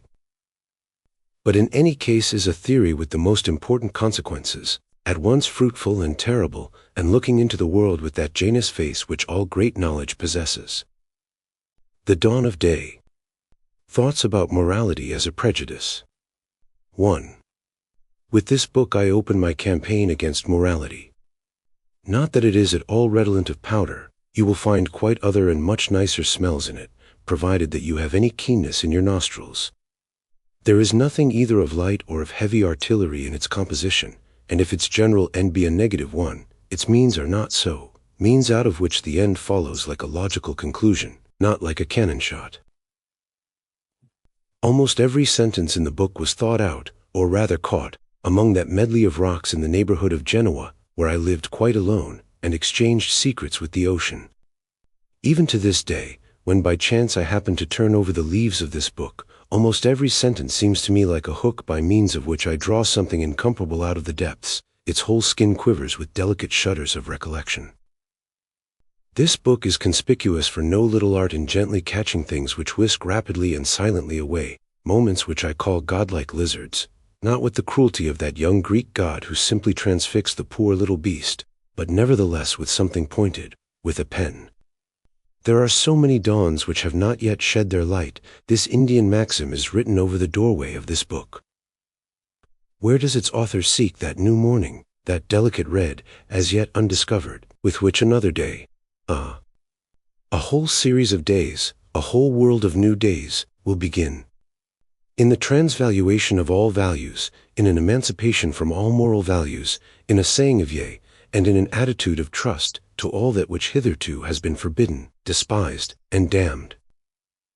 This yea-saying book projects its light, its love, its tenderness, over all evil things. It restores to them their soul, their clear conscience, and their superior right and privilege to exist on earth. Morality is not assailed, it simply ceases to be considered. This book closes with the word bore. It is the only book which closes with an bore. 2. My life task is to prepare for humanity one supreme moment in which it can come to its senses, a great noon in which it will turn its gaze backwards and forwards, in which it will step from under the yoke of accident and of priests, and for the first time set the question of the why and wherefore of humanity as a whole. This life task naturally follows out of the conviction that mankind does not get on the right road of its own accord, that it is by no means divinely ruled, but rather that it is precisely under the cover of its most holy valuations that the instinct of negation, of corruption, and of degeneration has held such a seductive sway. The question concerning the origin of moral valuations is therefore a matter of the highest importance to me because it determines the future of mankind. The demand made upon us to believe that everything is really in the best hands, that a certain book, the Bible, gives us the definite and comforting assurance that there is a providence that wisely rules the fate of man. When translated back into reality, amounts simply to this, namely, the will to stifle the truth which maintains the reverse of all this, which is that hitherto man has been in the worst possible hands, and that he has been governed by the physiologically botched, the men of cunning and learning revengefulness, and the so-called saints, those flatterers of the world, introducers of humanity. The definite proof of the fact that the priest, including the priest in disguise, the philosopher, has become master, not only within a certain limited religious community, but everywhere, and that the morality of decadence, the will to nonentity, has become morality per se, is to be found in this, that altruism is now an absolute value, and egoism is regarded with hostility everywhere. He who disagrees with me on this point, I regard as infected. But all the world disagrees with me. To a physiologist, a like antagonism between values admits of no doubt. If the most insignificant organ within the body neglects, however slightly, to assert with absolute certainty its self-preservative powers, its recuperative claims, and its egoism, the whole system degenerates. The physiologist insists upon the removal of degenerated parts. He denies all fellow feeling for such parts, and has not the smallest feeling of pity for them. But the desire of the priest is precisely the degeneration of the whole of mankind. Hence his preservation of that which is degenerate. This is what his dominion costs humanity. What meaning have those lying concepts, those handmaids of morality, soul, spirit, free will, God, if their aim is not the physiological ruin of mankind? When earnestness is diverted from the instincts that aim at self-preservation and an increase of bodily energy, i.e. at an increase of life, when anemia is raised to an ideal and the contempt of the body is construed as the salvation of the soul, what is all this if it is not a recipe for decadence? Loss of ballast, resistance offered to natural instincts, selflessness. In fact, this is what has hitherto been known as morality. With the dawn of day I first engaged in a struggle against the morality of self-renunciation. Joyful Wisdom, L.A. Gaia Scienza. 1. Dawn of Day is a yes-saying book, profound, but clear and kindly. The same applies once more and in the highest degree to La Gaia Scienza. In almost every sentence of this book, profundity and playfulness go gently hand in hand. A verse which expresses my gratitude for the most wonderful month of January which I have ever lived. The whole book is a gift, sufficiently reveals the abysmal depths from which wisdom has here become joyful. Thou who with cleaving fiery lances, the stream of my soul from its ice dust free, till with a rush and a roar it advances, to enter with glorious hoping the sea, brighter to see and purer ever, free in the bonds of thy sweet constraint. So it praises thy wondrous endeavor. January, thou beauteous saint. Who can be in any doubt as to what glorious hoping means here, when he has realized the diamond beauty of the first of Zarathustra's words as they appear in a glow of light at the close of the fourth book? Or when he reads the granite sentences at the end of the third book, wherein a fate for all times is first given a formula? The songs of Prince Freya's-a-Bird, which, for the most part, were written in Sicily, remind me quite forcibly of that Provençal notion of die Scienza, of that union of singer, knight, and free spirit, which distinguishes that wonderfully early culture of the Provençals from all ambiguous cultures. The last poem of all, to the Mistral, an exuberant dance song in which, if you please, the new spirit dances freely upon the corpse of morality, is a perfect Provençalism. Thus spake Zarathustra, a book for all and none. 1. I now wish to relate the history of Zarathustra. The fundamental idea of the work, the eternal recurrence, the highest formula of a yes-saying to life that can ever be attained, was first conceived in the month of August 1881. I made a note of the idea on a sheet of paper, with the postscript, 6,000 feet beyond man in time. That day I happened to be wandering through the woods alongside of the lake of Silvaplana, and I halted not far from Surley, beside a huge rock that towered aloft like a pyramid. It was then that the thought struck me. Looking back now, I find that exactly 2 months before this inspiration I had an omen of its coming in the form of a sudden and decisive change in my tastes, more particularly in music. the whole of Zarathustra might perhaps be classified under the rubric music. At all events, the essential condition of its production was a second birth within me of the art of hearing. In Ricoro, a small mountain resort near Vicenza, where I spent the spring of 1881, I and my friend and maestro, Peter Gast, who was also one who had been born again, discovered that the phoenix music hovered over us, in lighter and brighter plumage than it had ever worn before. If, therefore, I now calculate from that day forward the sudden production of the book, under the most unlikely circumstances, in February 1883, the last part, out of which I quoted a few lines in my preface, was written precisely in the hallowed hour when Richard Wagner gave up the Ghost in Venice, I come to the conclusion that the period of gestation covered 18 months. This period of exactly 18 months might suggest, at least to Buddhists, that I am in reality a female elephant. The interval was devoted to the Gaia Scienza, which contains hundreds of indications of the proximity of something unparalleled, for, after all, it shows the beginning of Zarathustra, since it presents Zarathustra's fundamental thought in the last aphorism but one of the fourth book. To this interval also belongs that hymn to life, for a mixed choir and orchestra, the score of which was published in Leipzig 2 years ago by E. W. Fritsch, and which gave perhaps no slight indication of my spiritual state during this year, in which the essentially essaying pathos, which I call the tragic pathos, completely filled me heart and limb. One day people will sing it to my memory. The text, let it be well understood, as there is some misunderstanding abroad on this point, is not by me. It was the astounding inspiration of a young Russian lady, Miss Lou von Salome, with whom I was then on friendly terms. He who is in any way able to make some sense of the last words of the poem will divine why I preferred and admired it. There is greatness in them. Pain is not regarded as an objection to existence, and if thou hast no bliss now left to crown me, lead on. Thou hast thy sorrow still. Maybe that my music is also great in this passage. The last note of the oboe, by the by, is C sharp, not C. The latter is a misprint. During the following winter, I was living on that charmingly peaceful Gulf of Rapallo, not far from Genoa, which cuts inland between Chiavari and Cape Portofino. My health was not very good, the winter was cold and exceptionally rainy, and the small albergo in which I lived was so close to the water that at night my sleep was disturbed if the sea was rough. These circumstances were surely the very reverse of favorable, and yet, in spite of it all, and as if in proof of my belief that everything decisive comes to life in defiance of every obstacle, it was precisely during this winter and in the midst of these unfavorable circumstances that my Zarathustra originated. In the morning I used to start out in a southerly direction up the glorious road to Zoagli, which rises up through a forest of pines and gives one a view far out to sea. In the afternoon, or as often as my health allowed, I walked round the whole bay from Santa Margherita to beyond Portofino. This spot affected me all the more deeply because it was so dearly loved by the Emperor Friedrich III.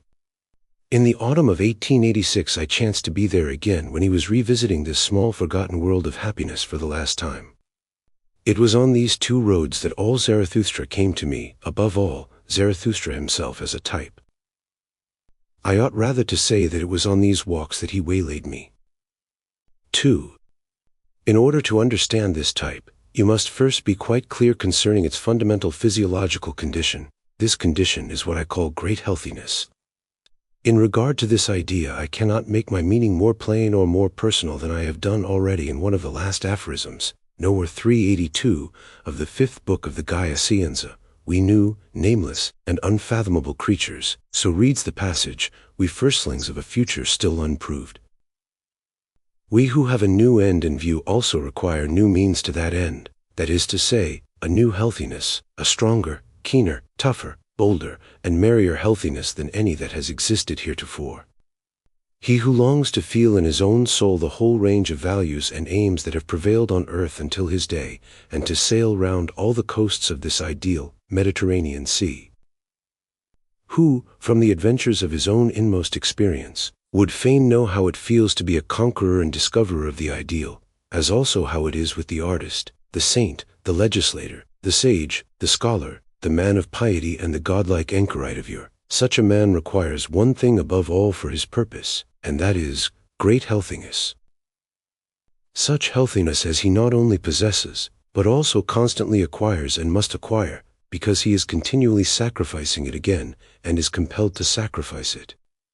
And now, therefore, after having been long on the way, we Argonauts of the ideal, whose pluck is greater than prudence would allow, and who are often shipwrecked and bruised, but, as I have said, healthier than people would like to admit, dangerously healthy, and forever recovering our health.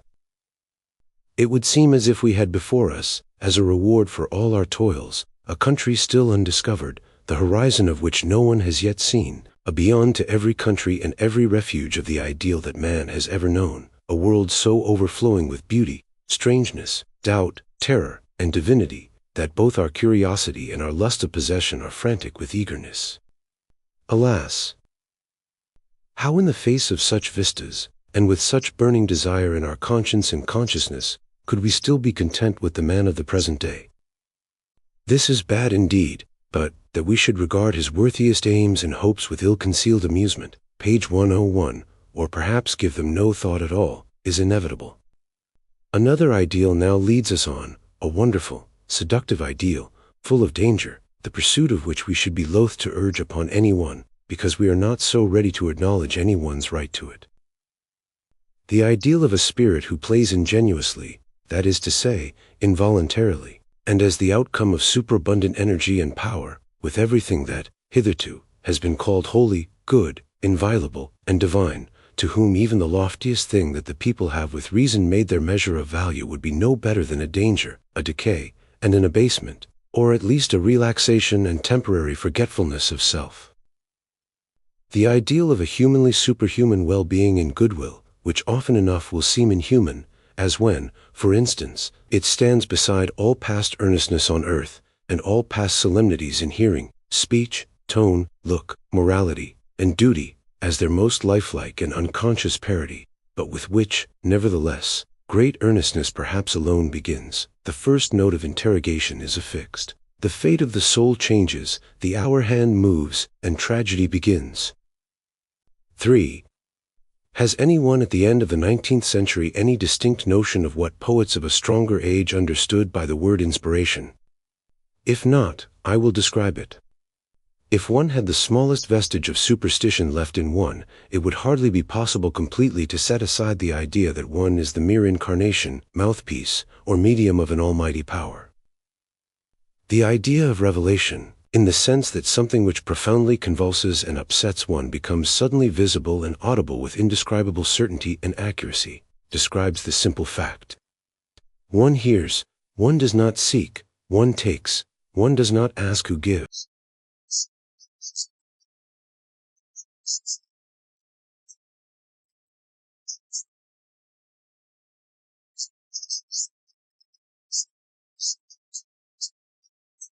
During which one's steps now involuntarily rush and anon involuntarily lag.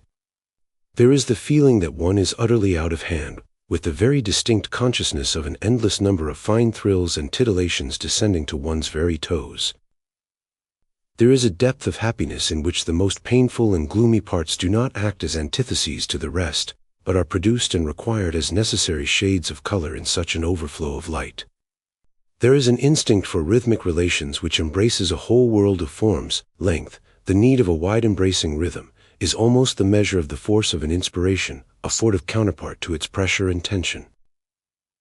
Everything happens quite involuntarily, as if in a tempestuous outburst of freedom, of absoluteness, of power and divinity. The involuntary nature of the figures and similes is the most remarkable thing. One loses all perception of what is imagery and metaphor. Everything seems to present itself as the readiest, the truest, and simplest means of expression. It actually seems, to use one of Zarathustra's own phrases, as if all things came to one and offered themselves as similes.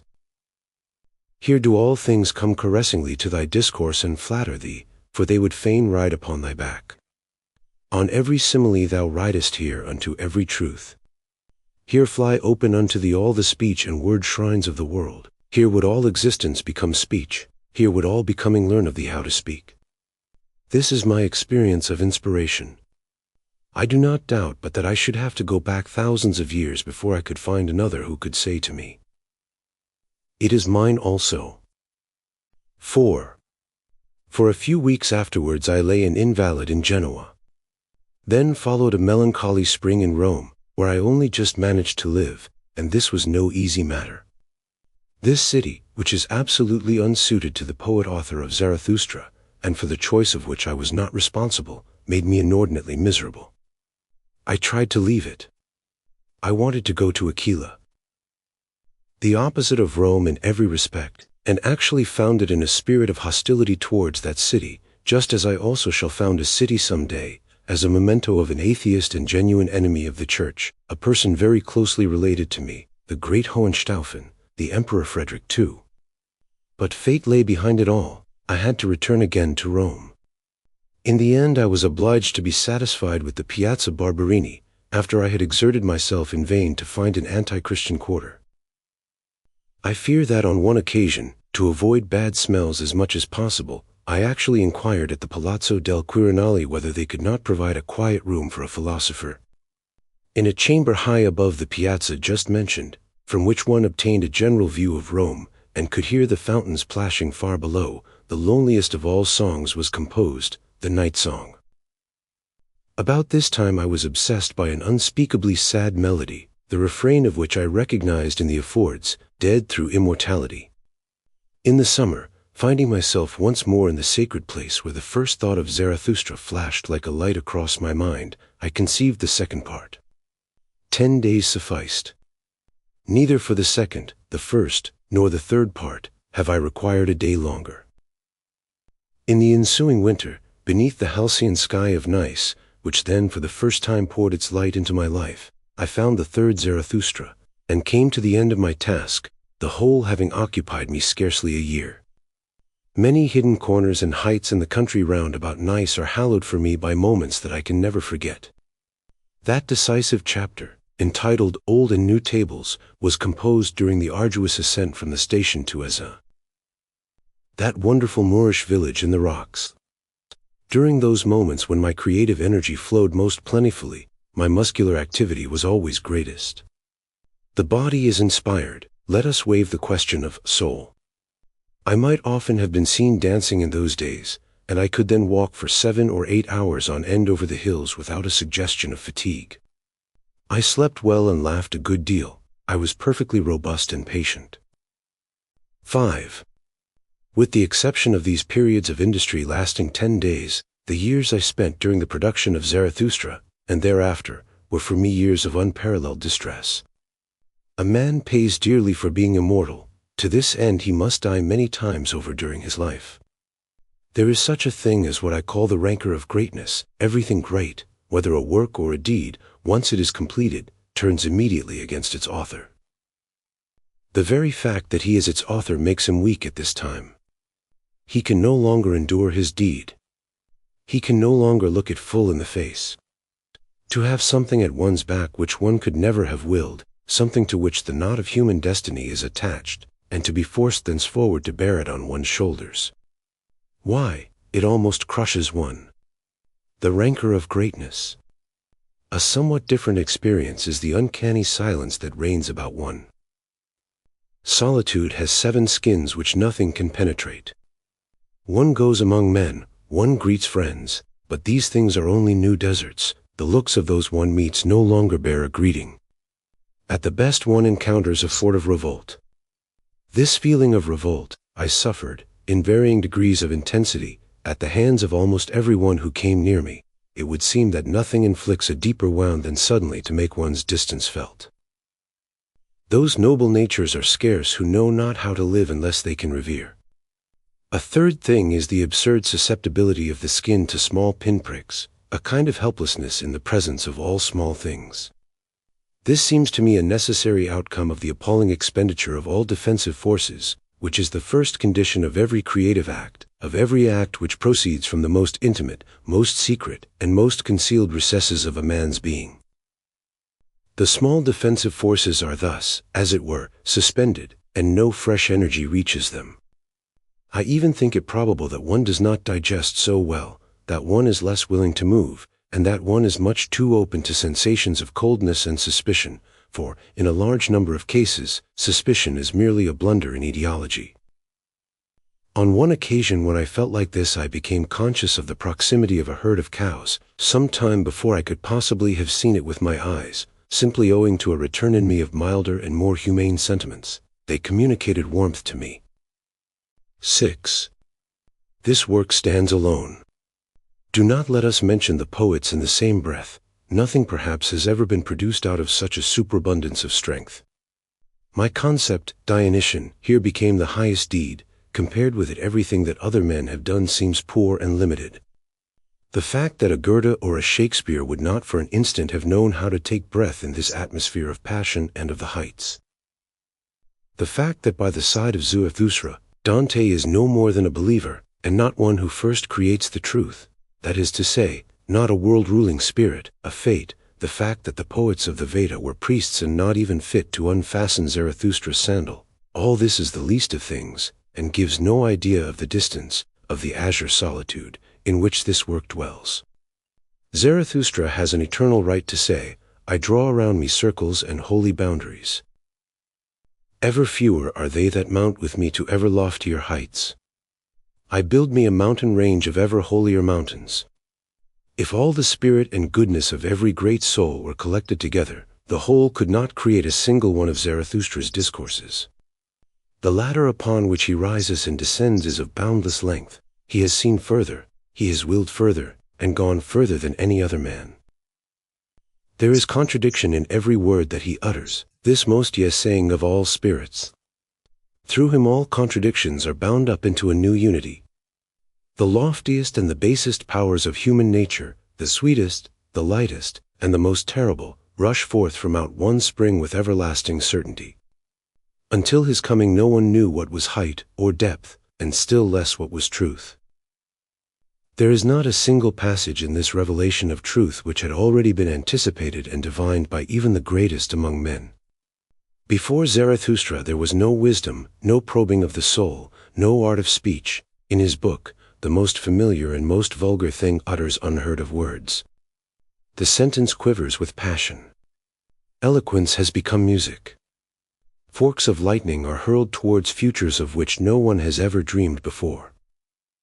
The most powerful use of parables that has yet existed is poor beside it, and mere child's play compared with this return of language to the nature of imagery. See how Zarathustra goes down from the mountain and speaks the kindest words to every one. See with what delicate fingers he touches his very adversaries, the priests, and how he suffers with them from themselves. Here, at every moment, man is overcome, and the concept, Superman, becomes the greatest reality.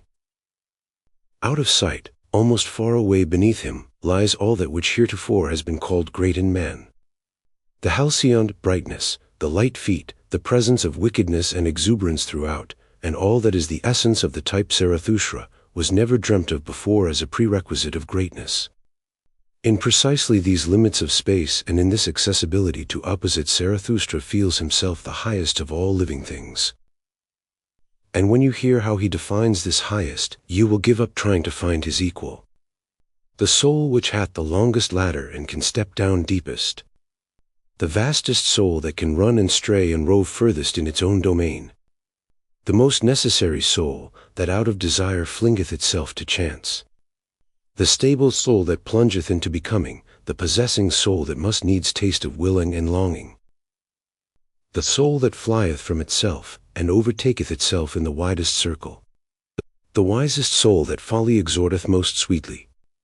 The most self-loving soul, in whom all things have their rise, their ebb and flow. But this is the very idea of Dionysus. Another consideration leads to this idea.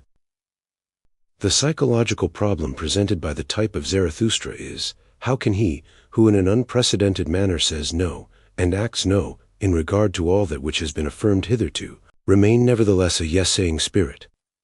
How can he who bears the heaviest destiny on his shoulders and whose very life task is a fatality, yet be the brightest and the most transcendental of spirits, for Zarathustra is a dancer?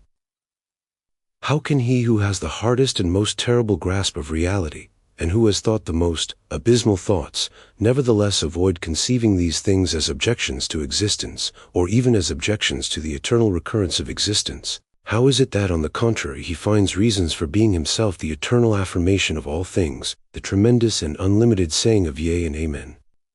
Into every abyss do I bear the benediction of my yea to life. But this, once more, is precisely the idea of Dionysus. 7. What language will such a spirit speak, when he speaks unto his soul? The language of the dithyramb. I am the inventor of the dithyramb. Hearken unto the manner in which Zarathustra speaks to his soul before sunrise. Before my time such emerald joys and divine tenderness had found no tongue. Even the profoundest melancholy of such a Dionysus takes shape as a dithyramb. As an example of this I take the night song. The immortal plaint of one who, thanks to his superabundance of light and power, thanks to the sun within him, is condemned never to love.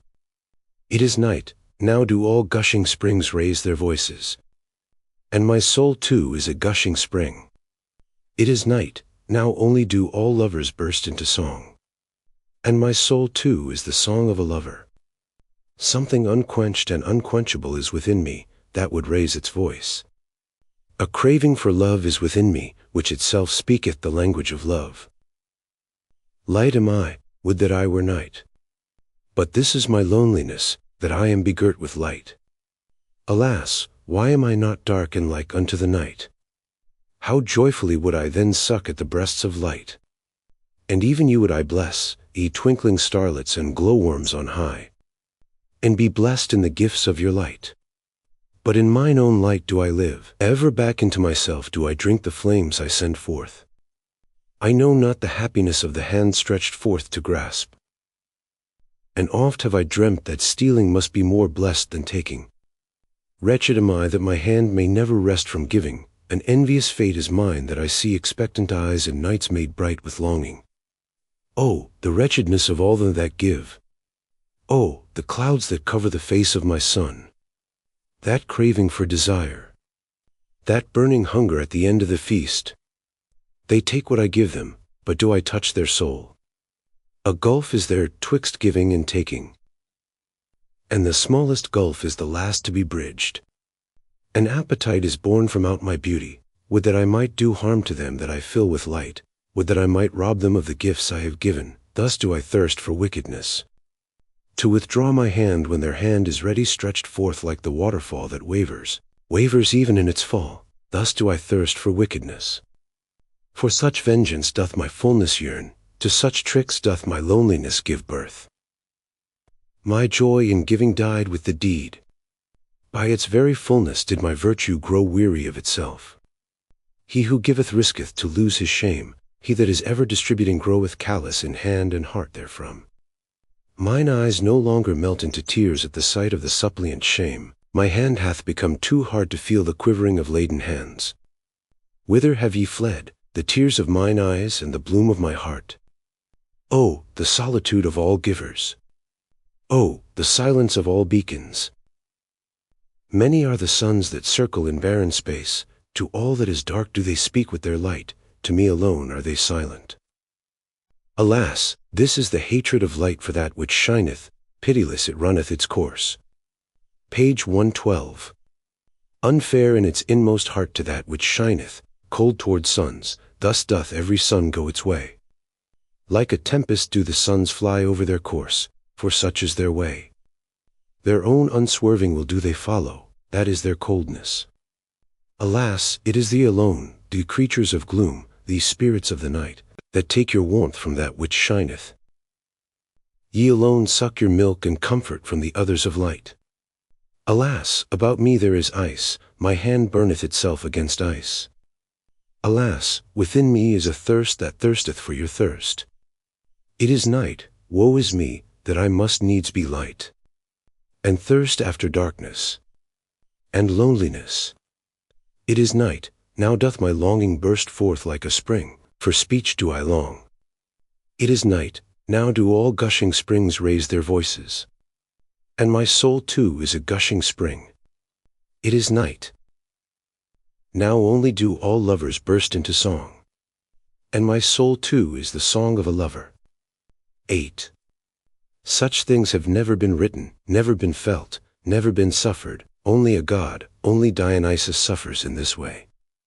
The reply to such a dithyramb on the sun's solitude in light would be Ariadne.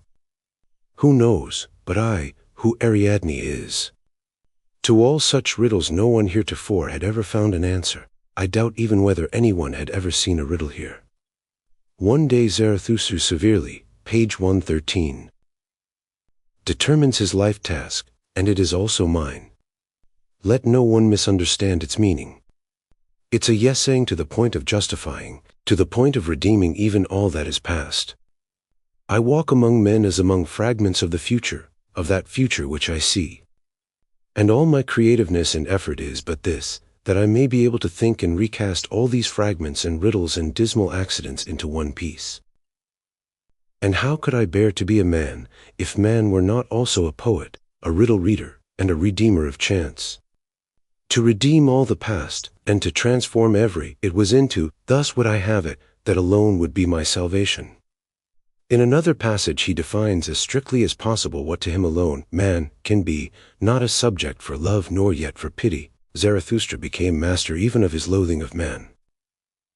Man is to him a thing unshaped, raw material, an ugly stone that needs the sculptor's chisel. No longer to will, no longer to value, no longer to create. Oh, that this great weariness may never be mine.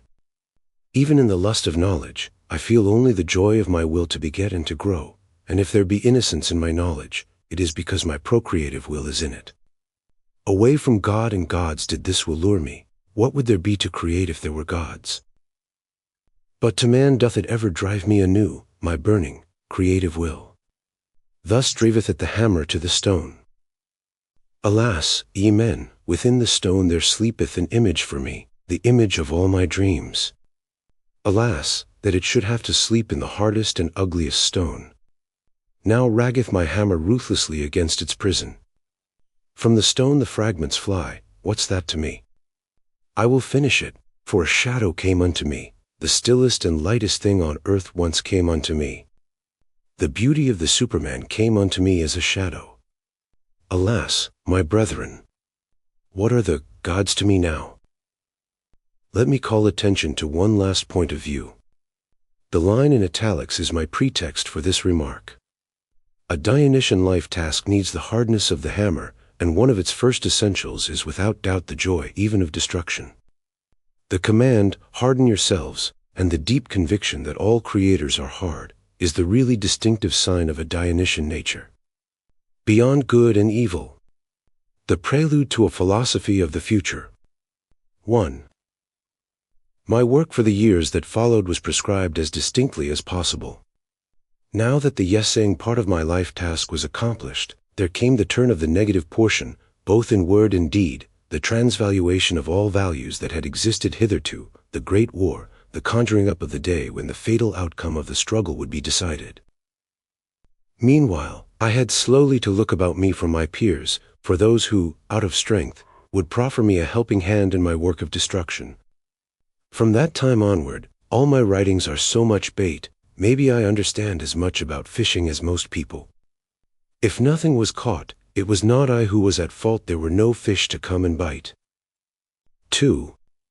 In all its essential points, this book, 1886, is a criticism of modernity, embracing the modern sciences, arts, even politics, together with certain indications as to a type which would be the reverse of modern man, or as little like him as possible, a noble and yes-saying type.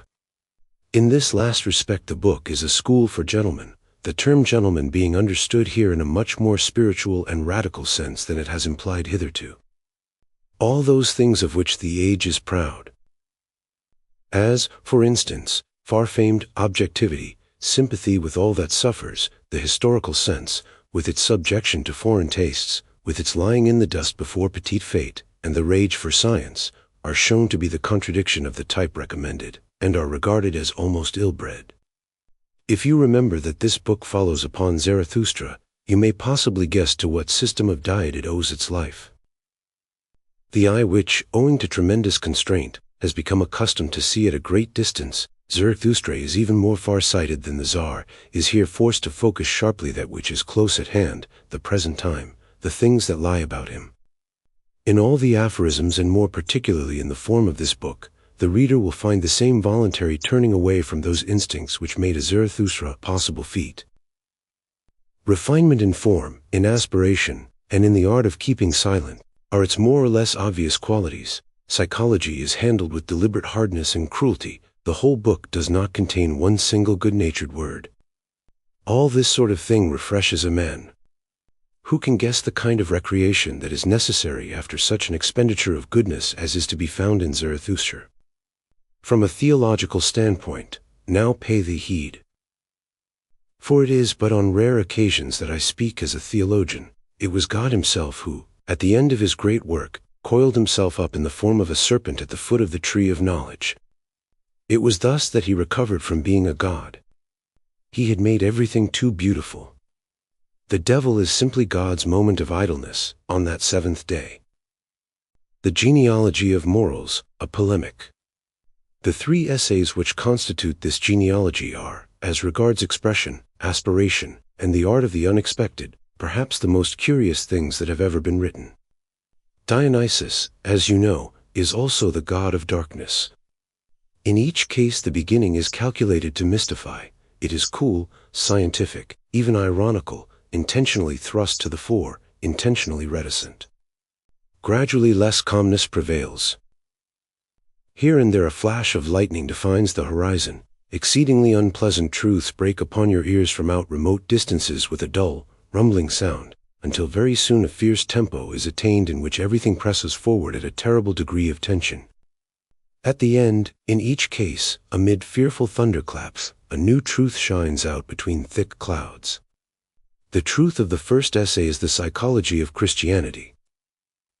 The birth of Christianity out of the spirit of resentment, not, as is supposed, out of that spirit, in all its essentials, a counter-movement, the great insurrection against the dominion of noble values. The second essay contains the psychology of conscience. This is not, as you may believe, the voice of God in man. It is the instinct of cruelty, which turns inwards once it is unable to discharge itself outwardly.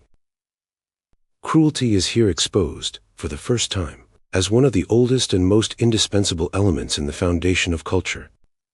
The third essay replies to the question as to the origin of the formidable power of the ascetic ideal, of the priest ideal, despite the fact that this ideal is essentially detrimental, that it is a will to nonentity and to decadence.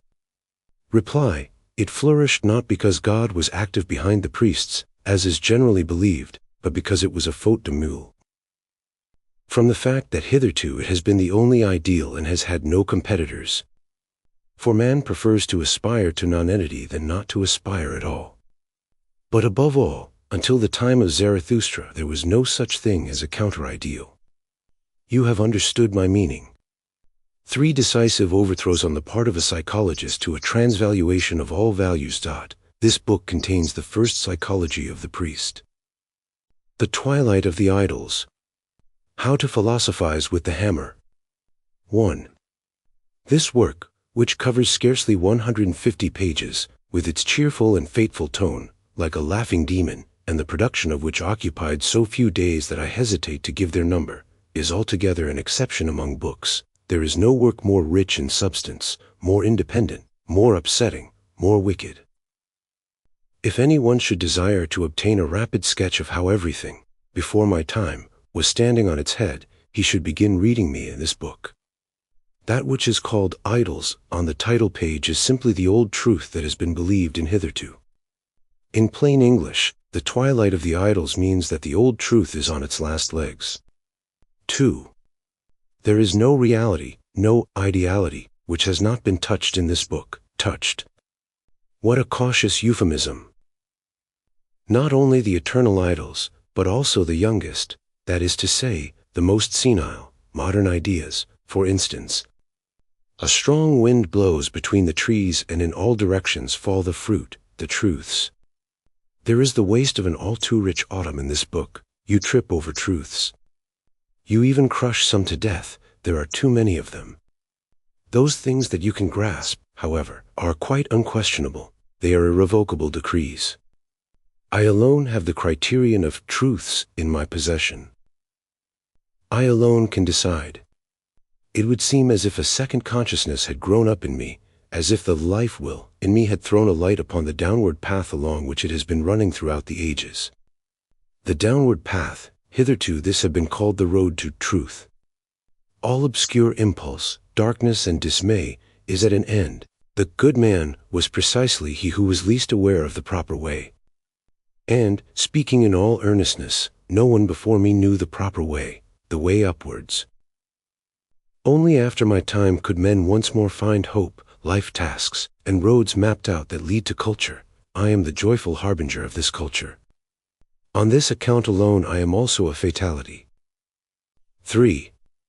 Immediately after the completion of the above-named work, and without letting even one day go by, I tackled the formidable task of the transvaluation with a supreme feeling of pride which nothing could equal, and, certain at each moment of my immortality, I cut sign after sign upon tablets of brass with the sureness of fate. The preface came into being on September 3, 1888. When, after having written it down, I went out into the open that morning, I was greeted by the most beautiful day I had ever seen in the Upper Engadine, clear, glowing with color, and presenting all the contrasts and all the intermediary gradations between ice and the south. I left Sils Maria only on the 20th of September. I had been forced to delay my departure owing to floods, and I was very soon, and for some days, the only visitor in this wonderful spot, on which my gratitude bestows the gift of an immortal name. After a journey that was full of incidents, and not without danger to life, as for instance at Como, which was flooded when I reached it in the dead of night, I got to Turin on the afternoon of the 21st Turin as the only suitable place for me, and it shall be my home henceforward. I took the same lodgings as I had occupied in the spring, 6111 Via Carlo Alberto, opposite the mighty Palazzo Carignano, in which Vittorio Emanuele was born, and I had a view of the Piazza Carlo Alberto and above it across to the hills. Without hesitating, or allowing myself to be disturbed for a single moment, I returned to my work, only the last quarter of which had still to be written. On the September 30th, tremendous triumph, the 7th day, the leisure of a god on the banks of the Po. On the same day, I wrote the preface to the Twilight of the Idols, the correction of the proofs of which provided me with recreation during the month of September. Never in my life have I experienced such an autumn, nor had I ever imagined that such things were possible on earth, a Claude Lorraine extended to infinity, each day equal to the last in its wild perfection. The case of Wagner, a musician's problem. 1. In order to do justice to this essay, a man ought to suffer from the fate of music as from an open wound. From what do I suffer when I suffer from the fate of music? From the fact that music has lost its world-transfiguring, yes-saying character, that it is decadent music and no longer the flute of Dionysus. Supposing, however, that the fate of music be as dear to man as his own life, because joy and suffering are alike bound up with it, then he will find this pamphlet comparatively mild and full of consideration. To be cheerful in such circumstances, and laugh good-naturedly with others at oneself, Redemptor Severum, 1, when the verm dicra would justify every sort of hardness, is humanity itself. Who doubts that I, old artilleryman that I am, would be able if I liked to point my heavy guns at Wagner? Everything decisive in this question I kept to myself. I have loved Wagner. After all, an attack upon a more than usually subtle, unknown person, whom another would not have divined so easily, lies in the meaning and path of my life task. Oh, I have still quite a number of other, unknown persons, to unmask besides a Cagliostro of music.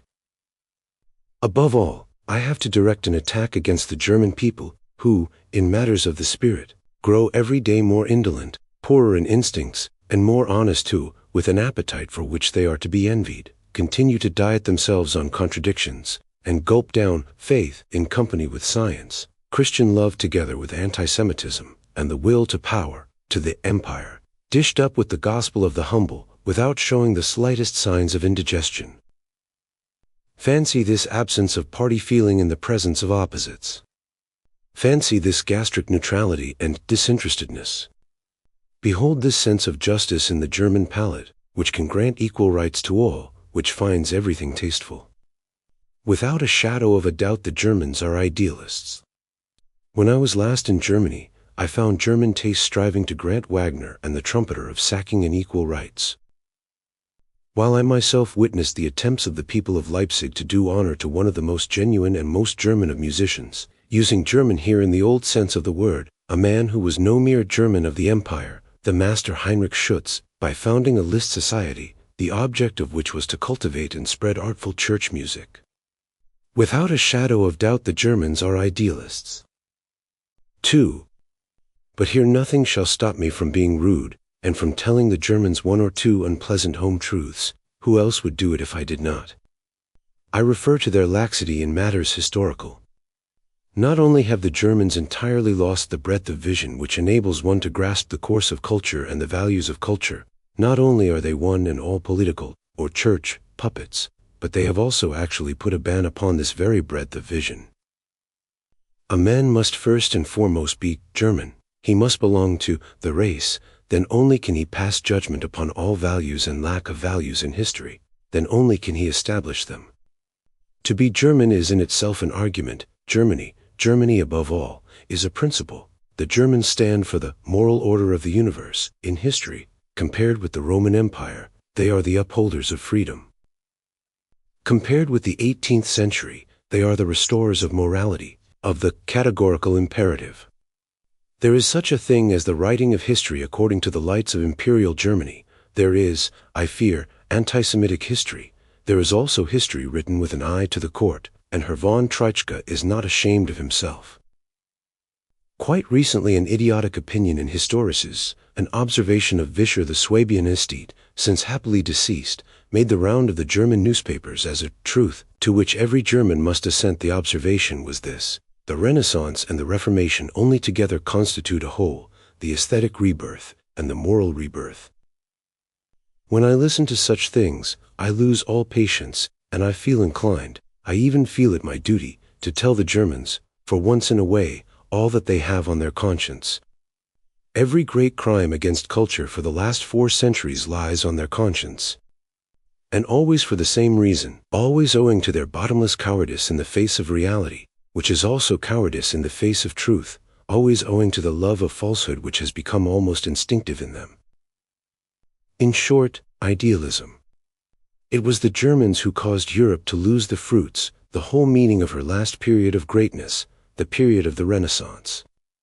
At a moment when a higher order of values that were noble, that said yet to life, and that guaranteed a future, had succeeded in triumphing over the opposite values, the values of degeneration, in the very seat of Christianity itself. And even in the hearts of those sitting there, Luther, that cursed monk, not only restored the church, but, what was 1,000 times worse, restored Christianity, and at a time too when it lay defeated. Christianity, the denial of the will to live, exalted to a religion. Luther was an impossible monk who, thanks to his own impossibility, attacked the church, and in so doing restored it. Catholics would be perfectly justified in celebrating feasts in honor of Luther, and in producing festival plays in his honor. Luther and the rebirth of morality. May all psychology go to the devil. Without a shadow of a doubt the Germans are idealists. On 2 occasions when, at the cost of enormous courage and self-control, an upright, unequivocal, and perfectly scientific attitude of mind had been attained, the Germans were able to discover backstairs leading down to the old ideal again, compromises between truth and the ideal, and, in short, formulae for the right to reject science and to perpetrate falsehoods. Leibniz and Kant, these 2 great breaks upon the intellectual honesty of Europe. Finally, at a moment when there appeared on the bridge that spanned 2 centuries of decadence, a superior force of genius and will which was strong enough to consolidate Europe and to convert it into a political and economic unit, with the object of ruling the world, the Germans, with their wars of independence, robbed Europe of the significance, the marvelous significance, of Napoleon's life.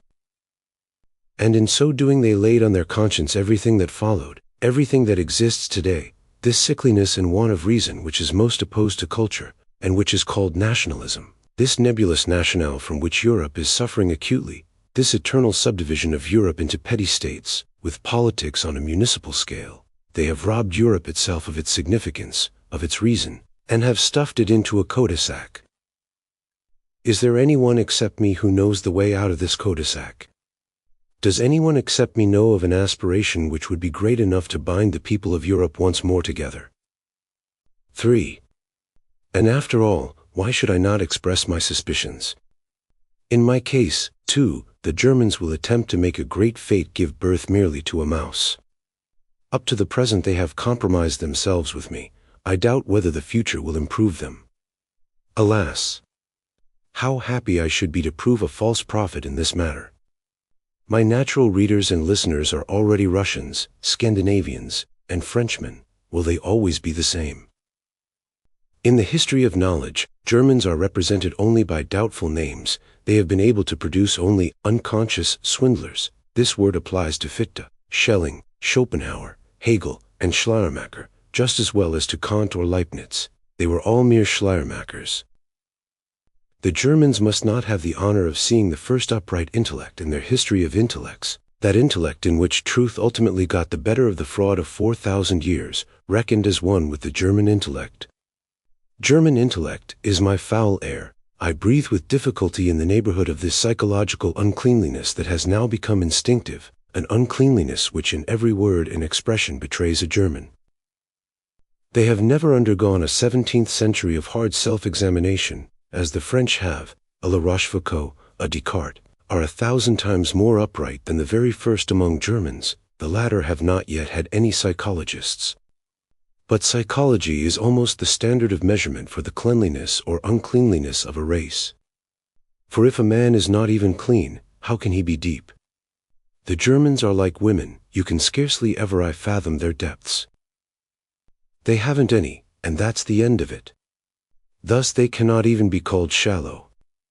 That which is called deep in Germany is precisely this instinctive uncleanliness towards oneself, of which I have just spoken. People refuse to be clear in regard to their own natures. Might I be allowed, perhaps, to suggest the word German as an international epithet denoting this psychological depravity? At the moment of writing, for instance, the German emperor is declaring it to be his Christian duty to liberate the slaves in Africa. Among us Europeans, then, this would be called simply German. Have the Germans ever produced even a book that had depth? They are lacking in the mere idea of what constitutes a book. I have known scholars who thought that Kant was deep. At the court of Prussia I fear that Herr von Treitschke is regarded as deep. And when I happen to praise Stendhal as a deep psychologist, I have often been compelled, in the company of German university professors, to spell his name aloud. 4. And why should I not proceed to the end? I am fond of clearing the air. It is even part of my ambition to be considered as essentially a despiser of Germans. I expressed my suspicions of the German character even at the age of 26. See Thoughts Out of Season, Volume 2. Pages 164, 165. To my mind the Germans are impossible. When I try to think of the kind of man who is opposed to me in all my instincts, my mental image takes the form of a German. The first thing I ask myself when I begin analyzing a man is whether he has a feeling for distance in him, whether he sees rank, gradation, and order everywhere between man and man, whether he makes distinctions, for this is what constitutes a gentleman. Otherwise he belongs hopelessly to that open-hearted, open-minded, alas, and always very good-natured species, la canaille. But the Germans are canaille, alas. They are so good-natured. A man lowers himself by frequenting the society of Germans. The German places everyone on an equal footing. With the exception of my intercourse with one or two artists, and above all with Richard Wagner, I cannot say that I have spent one pleasant hour with Germans. Suppose, for one moment, that the profoundest spirit of all ages were to appear among Germans, then one of the saviors of the capital would be sure to arise and declare that his own ugly soul was just as great. I can no longer abide this race with which a man is always in bad company, which has no idea of nuances. Woe to me! I am a nuance, and which is not esprit in its feet, and cannot even walk withal. In short, the Germans have no feet at all, they simply have legs. The Germans have not the faintest idea of how vulgar they are, but this in itself is the acme of vulgarity, they are not even ashamed of being merely Germans. They will have their say in everything. They regard themselves as fit to decide all questions. I even fear that they have decided about me. My whole life is essentially a proof of this remark. In vain have I sought among them for a sign of tact and delicacy towards myself. Among Jews I did indeed find it, but not among Germans. I am so constituted as to be gentle and kindly to every one. I have the right not to draw distinctions, but this does not prevent my eyes from being open. I accept no one, and least of all my friends. I only trust that this has not prejudiced my reputation for humanity among them. There are 5 or 6 things which I have always made points of honor. Albeit, the truth remains that for many years I have considered almost every letter that has reached me as a piece of cynicism. There is more cynicism in an attitude of goodwill towards me than in any sort of hatred. I tell every friend to his face that he has never thought it worth his while to study any one of my writings. From the slightest hints I gather that they do not even know what lies hidden in my books. And with regard even to my Zarathustra, which of my friends would have seen more in it than a piece of unwarrantable, though fortunately harmless, arrogance? 10 years have elapsed, and no one has yet felt it a duty to his conscience to defend my name against the absurd silence beneath which it has been intoned. It was a foreigner, a Dane, who first showed sufficient keenness of instinct and of courage to do this, and who protested indignantly against my so-called friends. At what German university today would such lectures on my philosophy be possible, as those which Dr. Brandes delivered last spring in Copenhagen, thus proving once more his right to the title psychologist? For my part, these things have never caused me any pain. That which is necessary does not offend me. Amor fati is the core of my nature. This, however, does not alter the fact that I love irony and even world-historic irony. And thus, about 2 years before hurling the destructive thunderbolt of the transvaluation, which will send the whole of civilization into convulsions, I sent my case of Wagner out into the world. The Germans were given the chance of blundering and immortalizing their stupidity once more on my account, and they still have just enough time to do it in. And have they fallen in with my plans? Admirably. My dear Germans, allow me to congratulate you. Why I am a fatality. 1. I know my destiny. There will come a day when my name will recall the memory of something formidable, a crisis the like of which has never been known on earth, the memory of the most profound clash of consciences, and the passing of a sentence upon all that which theretofore had been believed, exacted, and hallowed. I am not a man, I am dynamite.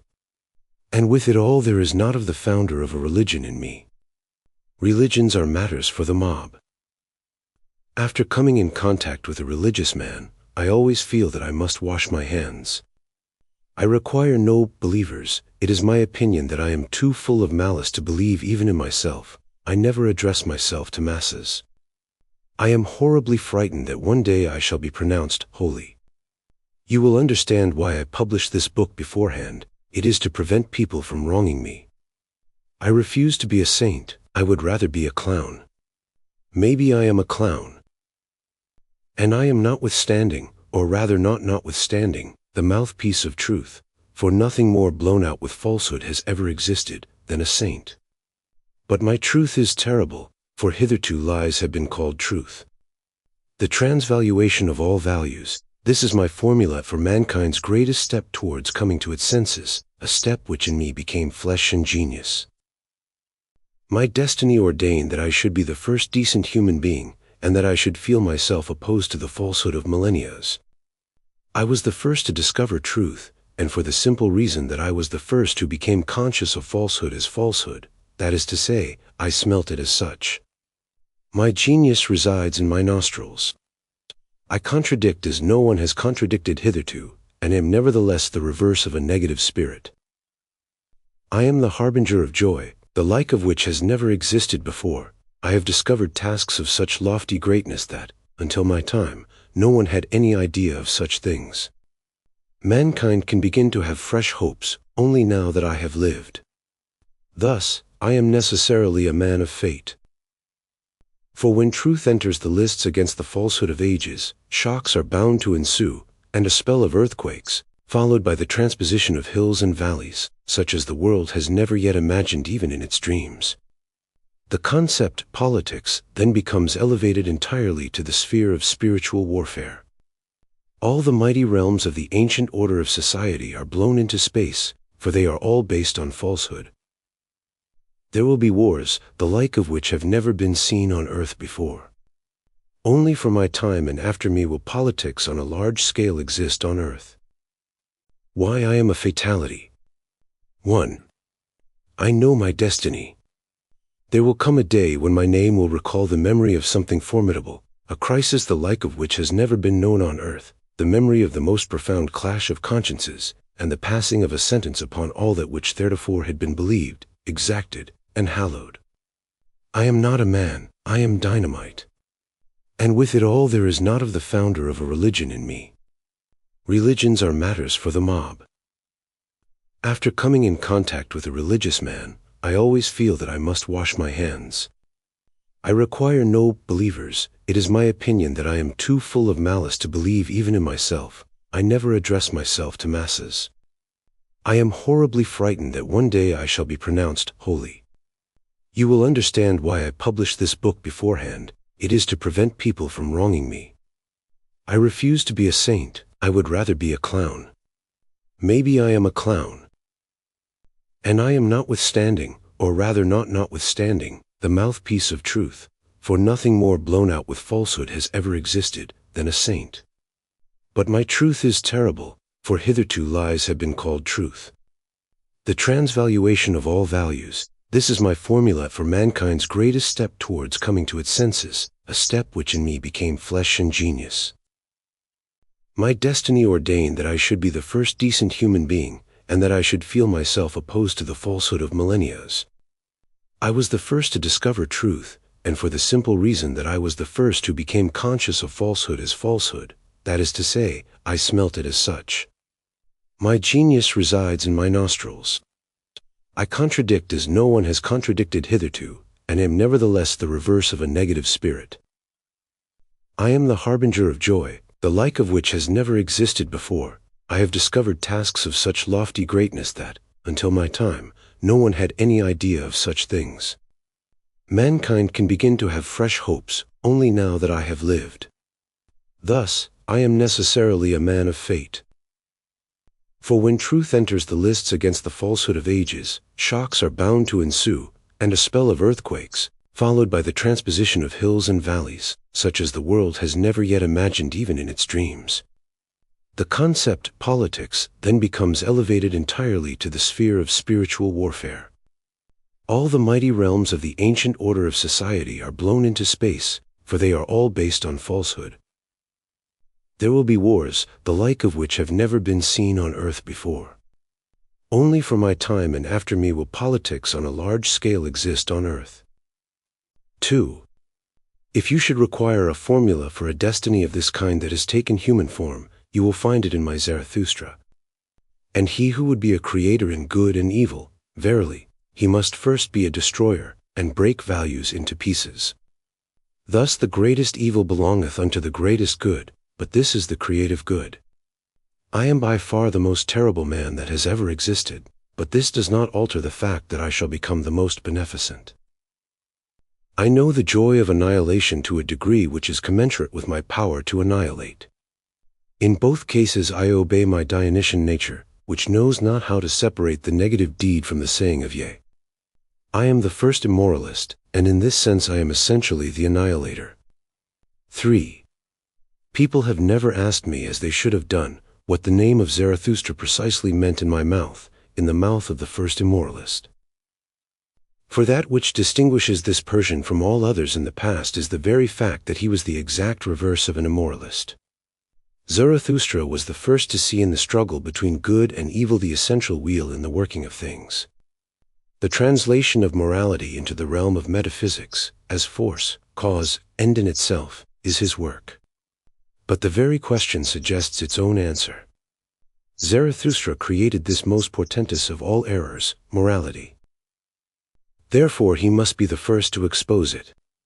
Not only because he has had longer and greater experience of the subject than any other thinker, all history is indeed the experimental refutation of the theory of the so-called moral order of things, but because of the more important fact that Zarathustra was the most truthful of thinkers.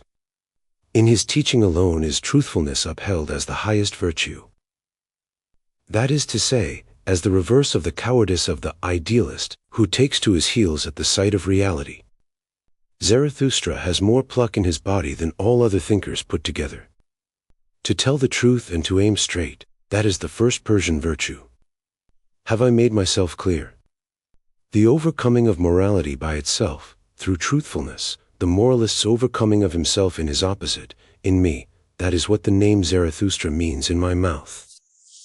4. In reality, two negations are involved in my title, a moralist. I first of all deny the type of man that has hitherto been regarded as the highest, the good, the kind, and the charitable, and I also deny that kind of morality which has become recognized and paramount as morality in itself. I speak of the morality of decadence, or, to use a still cruder term, Christian morality. I would agree to the second of the two negations being regarded as the more decisive, for, reckoned as a whole, the overestimation of goodness and kindness seems to me already a consequence of decadence, a symptom of weakness, and incompatible with any ascending and yes-saying life. Negation and annihilation are inseparable from a yes-saying attitude towards life. Let me halt for a moment at the question of the psychology of the good man. In order to appraise the value of a certain type of man, the cost of his maintenance must be calculated, and the conditions of his existence must be known. The condition of the existence of the good is falsehood, or, otherwise expressed, the refusal at any price to see how reality is actually constituted. The refusal to see that this reality is not so constituted as always to be stimulating beneficent instincts, and still less, so as to suffer at all moments the intrusion of ignorant and good-natured hands. To consider distress of all kinds as an objection, as something which must be done away with, is the greatest nonsense on earth. Generally speaking, it is nonsense of the most disastrous sort, fatal in its stupidity. Almost as mad as the will to abolish bad weather, out of pity for the poor, so to speak. In the great economy of the whole universe, the terrors of reality, in the passions, in the desires, in the will to power, are incalculably more necessary than that form of petty happiness which is called goodness. It is even needful to practice leniency in order so much as to allow the latter a place at all, seeing that it is based upon a falsification of the instincts. I shall have an excellent opportunity of showing the incalculably calamitous consequences to the whole of history of the credo of optimism, this monstrous offspring of the homines optimi. Zarathustra, the first who recognized that the optimist is just as degenerate as the pessimist, though perhaps more detrimental, says, "Good men never speak the truth. False shores and false harbors were ye taught by the good. In the lives of the good were ye born and bred. Through the good everything hath become false and crooked from the roots." Fortunately, the world is not built merely upon those instincts which would secure to the good-natured herd animal his paltry happiness. To desire everybody to become a good man, a gregarious animal, a blue-eyed, benevolent, beautiful soul, or, as Herbert Spencer wished, a creature of vulturism, would mean robbing existence of its greatest character, castrating man, and reducing humanity to a sort of wretched China dome. And this some have tried to do. It is precisely this that men called morality. In this sense Zarathustra calls the good now the last men, and anon the beginning of the end, and above all, he considers them as the most detrimental kind of men, because they secure their existence at the cost of truth and at the cost of the future. The good they cannot create, they are ever the beginning of the end. They crucify him who writeth new values on new tables. They sacrifice unto themselves the future, they crucify the whole future of humanity. The good, they are ever the beginning of the end. And whatever harm the slanderers of the world may do, the harm of the good is the most calamitous of all harm. 5. Zarathustra, as the first psychologist of the good man, is perforce the friend of the evil man. When a degenerate kind of man has succeeded to the highest rank among the human species, his position must have been gained at the cost of the reverse type, at the cost of the strong man who is certain of life. When the gregarious animal stands in the glorious ways of the purest virtue, the exceptional man must be degraded to the rank of the evil. If falsehood insists at all costs on claiming the word truth for its own particular standpoint, the really truthful man must be sought out among the despised. Zarathustra allows of no doubt here. He says that it was precisely the knowledge of the good, of the best, which inspired his absolute horror of men. And it was out of this feeling of repulsion that he grew the wings which allowed him to soar into remote futures. He does not conceal the fact that his type of man is one which is relatively superhuman, especially as opposed to the good man, and that the good and the just would regard his Superman as the devil. The higher men, on whom my gaze now falls, this is the doubt that thee wake in my breast, and this is my secret laughter. Methinks you would call my Superman the devil. So strange are ye in your souls to all that is great, that the Superman would be terrible in your eyes for his goodness. It is from this passage, and from no other, that you must set out to understand the goal to which Zarathustra aspires. The kind of man that he conceives sees reality as it is. He is strong enough for this. He is not estranged or far removed from it. He is that reality himself. In his own nature can be found all the terrible and questionable character of reality. Only thus can man have greatness. 6. But I have chosen the title of immoralist as a surname and as a badge of honor in yet another sense. I am very proud to possess this name which distinguishes me from all the rest of mankind. No one hitherto has felt Christian morality beneath him. To that end there were needed height, a remoteness of vision, and an abysmal psychological depth, not believed to be possible hitherto. Up to the present, Christian morality has been the Circe of all thinkers. They stood at her service. What man, before my time, had descended into the underground caverns from out of which the poisonous fumes of this ideal, of this slandering of the world, burst forth?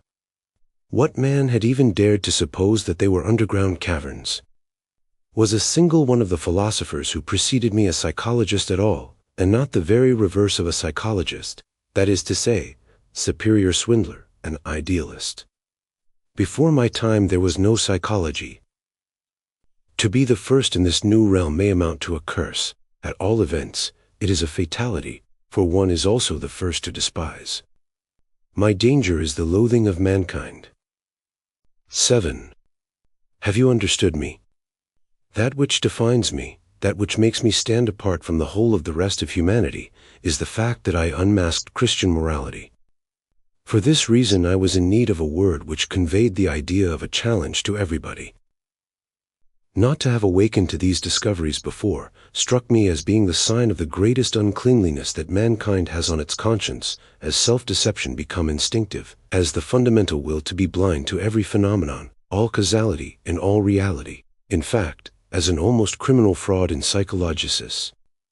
Blindness in regard to Christianity is the essence of criminality, for it is the crime against life. Ages and peoples, the first as well as the last, philosophers and old women, with the exception of 5 or 6 moments in history, and of myself, the 7th, are all alike in this. Hitherto the Christian has been the moral being, a pureless oddity, and, as a moral being, he was more absurd, more vain, more thoughtless, and a greater disadvantage to himself than the greatest despiser of humanity could have deemed possible. Christian morality is the most malignant form of all false to the actual Circe of humanity, that which has corrupted mankind. It is not error as error which infuriates me at the sight of this spectacle. It is not the millenniums of absence of goodwill, of discipline, of decency, and of bravery in spiritual things, which betrays itself in the triumph of Christianity. It is rather the absence of nature. It is the perfectly ghastly fact that anti-nature itself received the highest honors as morality and as law, and remained suspended over man as the categorical imperative. Fancy blundering in this way, not as an individual, not as a people, but as a whole species. As humanity. To teach the contempt of all the principal instincts of life, to posit falsely the existence of a soul, of a spirit, in order to be able to defy the body. To spread the feeling that there is something impure in the very first prerequisite of life, in sex, to seek the principle of evil in the profound need of growth and expansion, that is to say, in severe self-love, the term itself is slanderous. And conversely to see a higher moral value, but what am I talking about? I mean the moral value per se, in the typical signs of decline, in the antagonism of the instincts, in selflessness, in the loss of balance, in the suppression of the personal element, and in love of one's neighbor, neighboritis. What? Is humanity itself in a state of degeneration? Has it always been in this state? One thing is certain, that they are taught only the values of decadence as the highest values. The morality of self-renunciation is essentially the morality of degeneration. The fact, "I am going to the dogs," is translated into the imperative, "They shall all go to the dogs," and not only into the imperative. This morality of self-renunciation, which is the only kind of morality that has been taught hitherto, betrays the will to non-entity. It denies life to the very roots. There still remains the possibility that it is not mankind that is in a state of degeneration, but only that parasitical kind of man, the priest, who, by means of morality and lies, has climbed up to his position of determinator of values, who divined in Christian morality his road to power. And, to tell the truth, this is my opinion. The teachers and leaders of mankind, including the theologians, have been, every one of them, decadents, hence their transvaluation of all values into a hostility towards life, hence morality.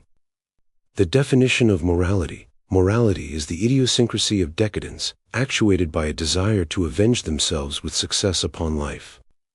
I attach great value to this definition. 8. Have you understood me? I have not uttered a single word which I had not already said 5 years ago through my mouthpiece Zarathustra. The unmasking of Christian morality is an event which, unequaled in history, it is a real catastrophe. The man who throws light upon it is a force majeure, a fatality. He breaks the history of man into two. Time is reckoned up before him and after him. The lightning flash of truth struck precisely that which theretofore had stood highest. He who understands what was destroyed by that flash should look to see whether he still holds anything in his hands. Everything which until then was called truth has been revealed as the most detrimental, most spiteful, and most subterranean form of life. The holy pretext, which was the improvement of man, has been recognized as a ruse for draining life of its energy and of its blood. Morality conceived as vampirism. The man who unmasks morality has also unmasked the worthlessness of the values in which men either believe or have believed. He no longer sees anything to be revered in the most venerable man, even in the types of men that have been pronounced holy. All he can see in them is the most fatal kind of abortions, fatal, because they fascinate. The concept God was invented as the opposite of the concept life. Everything detrimental, poisonous, and slanderous, and all deadly hostility to life, wad bound together in one horrible unit in him. The concepts beyond and true world were invented in order to depreciate the only world that exists, in order that no goal or aim, no sense or task, might be left to earthly reality.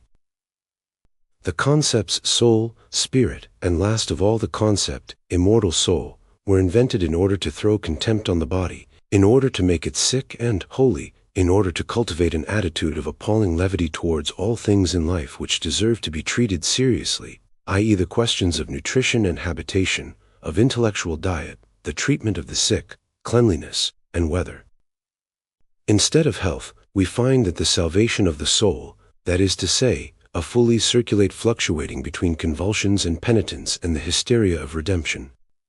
The concept sin, together with the torture instrument appertaining to it, which is the concept free will, was invented in order to confuse and muddle our instincts and to render the mistrust of the man's second nature. In the concepts disinterestedness and self-denial, the actual signs of decadence are to be found. The allurement of that which is detrimental, the inability to discover one's own advantage and self-destruction, are made into absolute qualities, into the duty, the holiness, and the divinity of man. Finally, to keep the worst to the last, by the notion of the good man, all that is favored which is weak, ill, botched, and sick in itself, which ought to be wiped out. The law of selection is thwarted, an ideal is made out of opposition to the proud, well-constituted man, to him who says yea to life, to him who is certain of the future, and who guarantees the future. This man is henceforth called the evil one. And all this was believed in as morality, ecce Ellen fame.